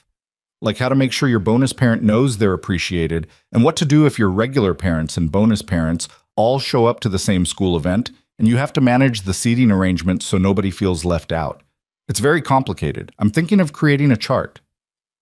But as spring bloomed into summer, Evan realized there was one more step he wanted to take, one more commitment he wanted to make. He'd been carrying his grandmother's ring in his pocket for 2 weeks, waiting for the right moment, the perfect moment, to ask Harper the question that would make permanent what they'd been building since that first Saturday morning. Then he realized there was only one place it made sense to do it. On a Saturday morning in late July, 8 months after that first encounter, Evan arrived at the Cornerstone Cafe early. He spoke to the manager, made arrangements, and waited nervously at their corner table. Harper arrived at exactly 10 o'clock, Jamie practically vibrating with barely contained excitement beside her. "Why do you look so nervous?" Harper asked as she sat down. "And why is Jamie grinning like she knows the nuclear launch codes?" "I don't know anything," Jamie said unconvincingly. "I'm just happy it's Saturday. Saturdays are great. This Saturday is especially great. The greatest Saturday of all Saturdays, one might say." "Jamie," Evan warned, "I'm just making conversation." Harper looked between them suspiciously. "What's going on?" Evan took a deep breath. This was it. The moment where he stopped being careful and started being completely, recklessly honest about what he wanted. 8 months ago, you walked into this cafe and asked if you could share our table. You were trembling and brave and carrying more pain than anyone should have to carry. And I said yes. One word. Yes. And my whole life changed. Evan, Harper's voice was already shaking. You became my best friend, my partner, my family. You taught Jamie about being brave when you're scared. You taught me about showing up even when it hurts. You made me remember what it feels like to really love someone. Not just go through the motions of a relationship, but actually love them with everything I have. Evan stood up, and Harper's eyes went wide as he dropped to one knee beside their corner table. The same table where this had all begun, where a stranger had asked for a seat and received a family. Harper Lane, you didn't just share my table, you shared my life. You gave me a reason to be braver, to try harder, to show up more fully. And I want to spend the rest of my life sharing everything with you, Saturday mornings and Tuesday dinners, and every moment in between. I want to be the person who sits with you when you grieve and celebrates with you when you're happy, and reminds you every single day that your cracks are beautiful. He pulled out the ring, his grandmother's, simple and elegant, perfect for Harper's small hands. Will you marry me? Will you let me love you for the rest of our lives? Will you be my family, officially and permanently, and in every way that matters? Harper was crying, hands pressed to her mouth, eyes bright with tears and joy and disbelief. The entire cafe had gone quiet. All conversation stopped, everyone watching this moment unfold at the corner table. Yes, Harper whispered, then louder. Yes, yes, of course yes. The cafe erupted in applause. The same cafe that had sung Happy Birthday 8 months ago, now cheering for an engagement. Jamie was jumping up and down, practically screaming with joy, and Evan was sliding the ring onto Harper's finger, pulling her into a kiss that tasted like tears and coffee and the promise of forever. When they finally broke apart, Jamie launched herself at both of them, wrapping her arms around their legs. We're going to be a real family. I mean, we already were a real family, but now we'll be a legal family. I can't wait to tell everyone at school. Emma is going to be so jealous. Her bonus dad didn't propose in a cafe with everyone watching. I'm glad we meet your standards, Harper said, laughing through her tears. Oh, you exceed my standards. This is like top-tier bonus parent behavior. I'm going to write a case study for my club. Over the next 6 months, they planned a wedding that reflected who they really were. Not some Pinterest-perfect fantasy, but something real and honest and full of the people they loved. They chose to get married at the Cornerstone Cafe because where else would they do it? The place where they'd met, where they'd built their Saturday tradition, where Evan had proposed. Nora helped with the planning, which surprised no one more than Nora herself. I'm doing this for Jamie, she insisted, but Harper suspected there was more to it than that. Suspected that Nora had found something freeing in letting go of the past, in embracing the complicated family structure they'd built. You're good for him, Nora said one afternoon while they were choosing flowers.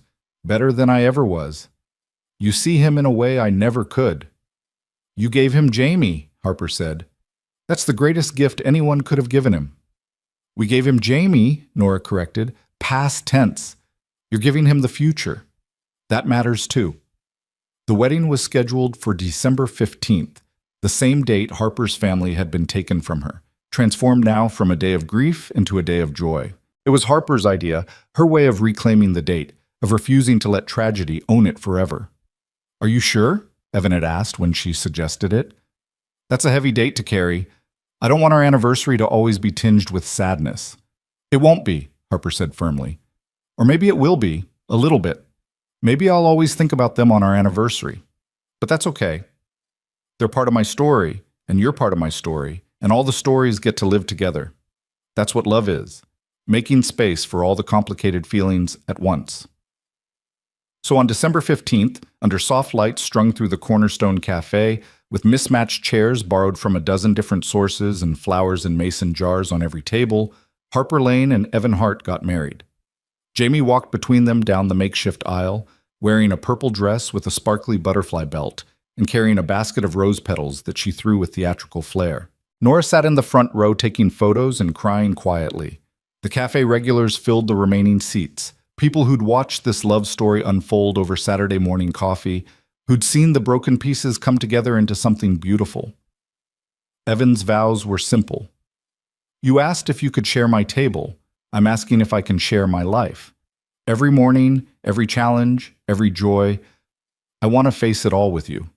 You taught me that broken things can be beautiful, that grief and love can exist together, that showing up is the bravest thing we can do.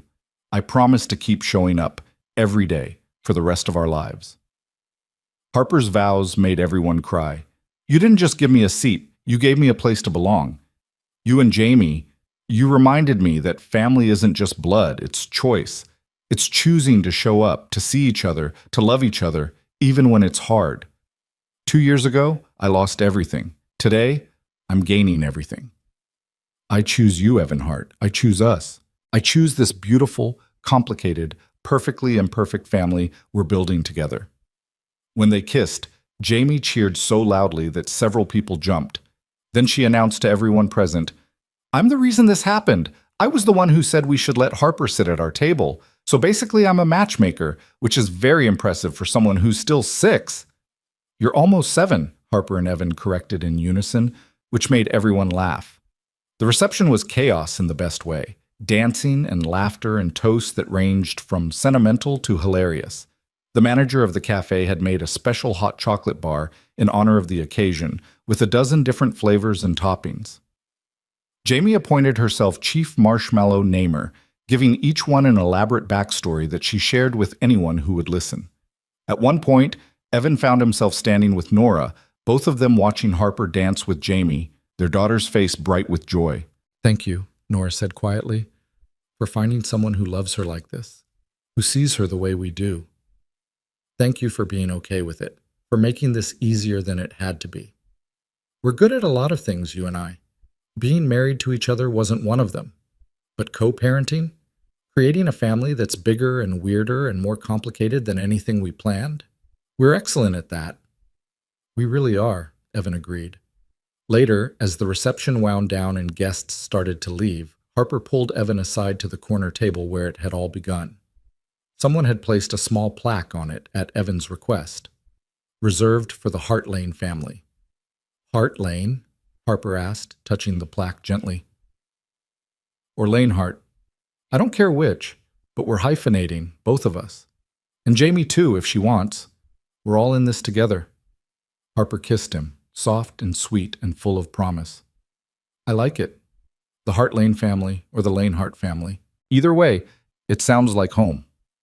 Because it is home. Wherever we are, at this table, in our apartment, anywhere. If we're together, it's home. Jamie appeared then, tugging on both their hands. Can we do a family photo at our table, for posterity? That's a word Ms. Chen taught us. It means for when we're old and want to remember stuff. They posed at the corner table, Evan and Harper on one side, Jamie between them on the other, all of them holding mugs of hot chocolate topped with elaborate marshmallow arrangements. The photographer captured it. A family born from grief and kindness, from a question asked and answered, from the brave choice to keep showing up even when showing up was terrifying. That photo would become the centerpiece of their home, a reminder of where they'd started, of the journey that had brought them together, of the simple truth that sometimes the best things in life begin with the smallest acts of courage. A year later, Harper would discover she was pregnant. 2 years later, they'd welcome a son, Oliver, named after Olivia, a way of honoring Harper's sister while creating new life. 3 years later, they'd add a daughter, Caroline, named after Evan's grandmother, who'd given them the engagement ring. Jamie would become the kind of big sister who took her job seriously, teaching her siblings about marshmallow naming and the importance of Saturday morning traditions. Nora would meet someone too, a kind, gentle teacher who appreciated her drive and her directness and didn't need her to be anyone other than who she was. The family would expand further, becoming more complicated and more beautiful, proving that love doesn't divide when you add people, it multiplies. But all of that was still to come. On this December night, in a cafe transformed by love and light, and the courage of broken people choosing to heal together, 3 people sat at a corner table and celebrated the family they'd built from nothing. Can I say something? Jamie asked, climbing onto the table, even though she'd been told repeatedly not to. Everyone, can I have your attention? The remaining guests turned, smiling indulgently at the precocious flower girl who'd stolen the show all night. 2 years ago, my dad was sad because him and my mom got divorced. 1 year ago, he met Harper because she asked to share our table. Today, they got married and we're a family. And the thing I want everyone to know is, Jamie's voice got serious, taking on her courtroom tone. The thing I want everyone to know is that families come in all shapes. Some families look like what you expect, and some families look like what you don't expect. But they're all real, and they're all good, as long as people choose each other and show up and remember to be brave, even when they're scared. She looked down at Evan and Harper, her face bright with the wisdom of someone twice her age. Thank you for being brave. Thank you for showing up. Thank you for proving that broken things can become beautiful things if you just give them time and love and extra marshmallows. The cafe erupted in applause again, and Jamie bowed like she'd just finished a Shakespeare monologue. Evan lifted her down, and Harper pulled them both close, and for a moment the three of them just stood there. A father who'd learned to hope again, a woman who'd survived the unsurvivable, and a child who'd taught them both what love really meant. "I love you," Harper whispered to both of them. "I love our weird, complicated, perfectly imperfect family. I love that we found each other. I love that you said yes when I asked for a table. I love you too," Evan said. "Both of you, my girls, my family, my everything." "And I love both of you," Jamie declared, "even though you're sometimes embarrassing and you don't always understand first-grade politics and Daddy makes terrible jokes. I love you more than all the marshmallows and all the hot chocolate in the whole world." Outside, Portland rain had started to fall, gentle and persistent, the kind of rain that washed everything clean. Inside, at a corner table in the Cornerstone Cafe, a family born from tragedy and kindness held each other close and watched the rain trace patterns on the windows. This was how healing happened. Not all at once, not perfectly, but slowly and messily and with the help of people who saw your cracks and called them beautiful. This was how families were built, not from bloodlines or legal documents, but from choice, from showing up, from saying yes when someone asked for a table and discovering that what they really needed was a home. Harper Lane had walked into this cafe 2 years ago carrying grief like a second shadow, convinced she'd lost everything that mattered. Tonight, she left as Harper Lanehart, surrounded by more love than she'd thought possible, proof that endings could become beginnings if you were brave enough to keep walking through the door. Evan Hart had offered a seat to a stranger, thinking it was a small act of kindness. Tonight, he understood it was the most important decision he'd ever made. The yes that had changed everything, the choice that had given him back his life. And Jamie Hart Lane, almost 7 years old and already wiser than most adults, understood what her parents were only beginning to grasp, that the best stories don't follow the script. The best stories are the ones where people choose each other, where broken becomes beautiful, where a question as simple as, "Can I share this table?" becomes the first line of a love story that changes everyone it touches. They went home together that night, to the apartment that was no longer his or hers but theirs, to the life they'd built from scattered pieces, to the future that stretched ahead full of Saturday mornings and Tuesday dinners and all the ordinary, extraordinary moments that make a family real. And every year on their anniversary, they'd return to the corner table at the Cornerstone Cafe. They'd order hot chocolate with extra marshmallows. They'd remember the day Harper asked for a seat and Evan said yes. They'd honor the family Harper lost and the family they'd found. They'd teach their children about being brave when you're scared, about showing up even when it's hard, about the fact that kindness can build a family where none existed before. Because that's what this story had always been about. Not romance, not tragedy, not even healing. It was about the simple, radical act of seeing another person and choosing not to look away. It was about saying yes when it would be easier to say no. It was about building something beautiful from the broken pieces life hands you. It was about a table shared, a life shared, a love that proved the old man in the park right. We're all walking around with our cracks, trying to hold ourselves together. And the worst part about being broken is forgetting that other people are broken too. But the best part, the absolute best part, is finding the people who see your cracks and love you not despite them, but because of them. The people who understand that broken things can be beautiful, that survival is its own kind of courage, that families are built from choice and love and the willingness to keep showing up even when showing up is the hardest thing in the world. Harper had asked if she could share a table. Evan had offered her a family. And together, with a precocious 6-year-old teaching them both about marshmallow naming and the importance of being brave, they'd proven that the simplest acts of kindness can rewrite your entire story. All you have to do is say yes. All you have to do is show up. All you have to do is remember that strangers are just family you haven't had cocoa with yet. And sometimes if you're very lucky and very brave, those strangers become the people who save you, who see you, who remind you that you're worth loving even when you've forgotten how to love yourself. This was their story, a story that began with a question and ended with an answer that would last a lifetime. Yes.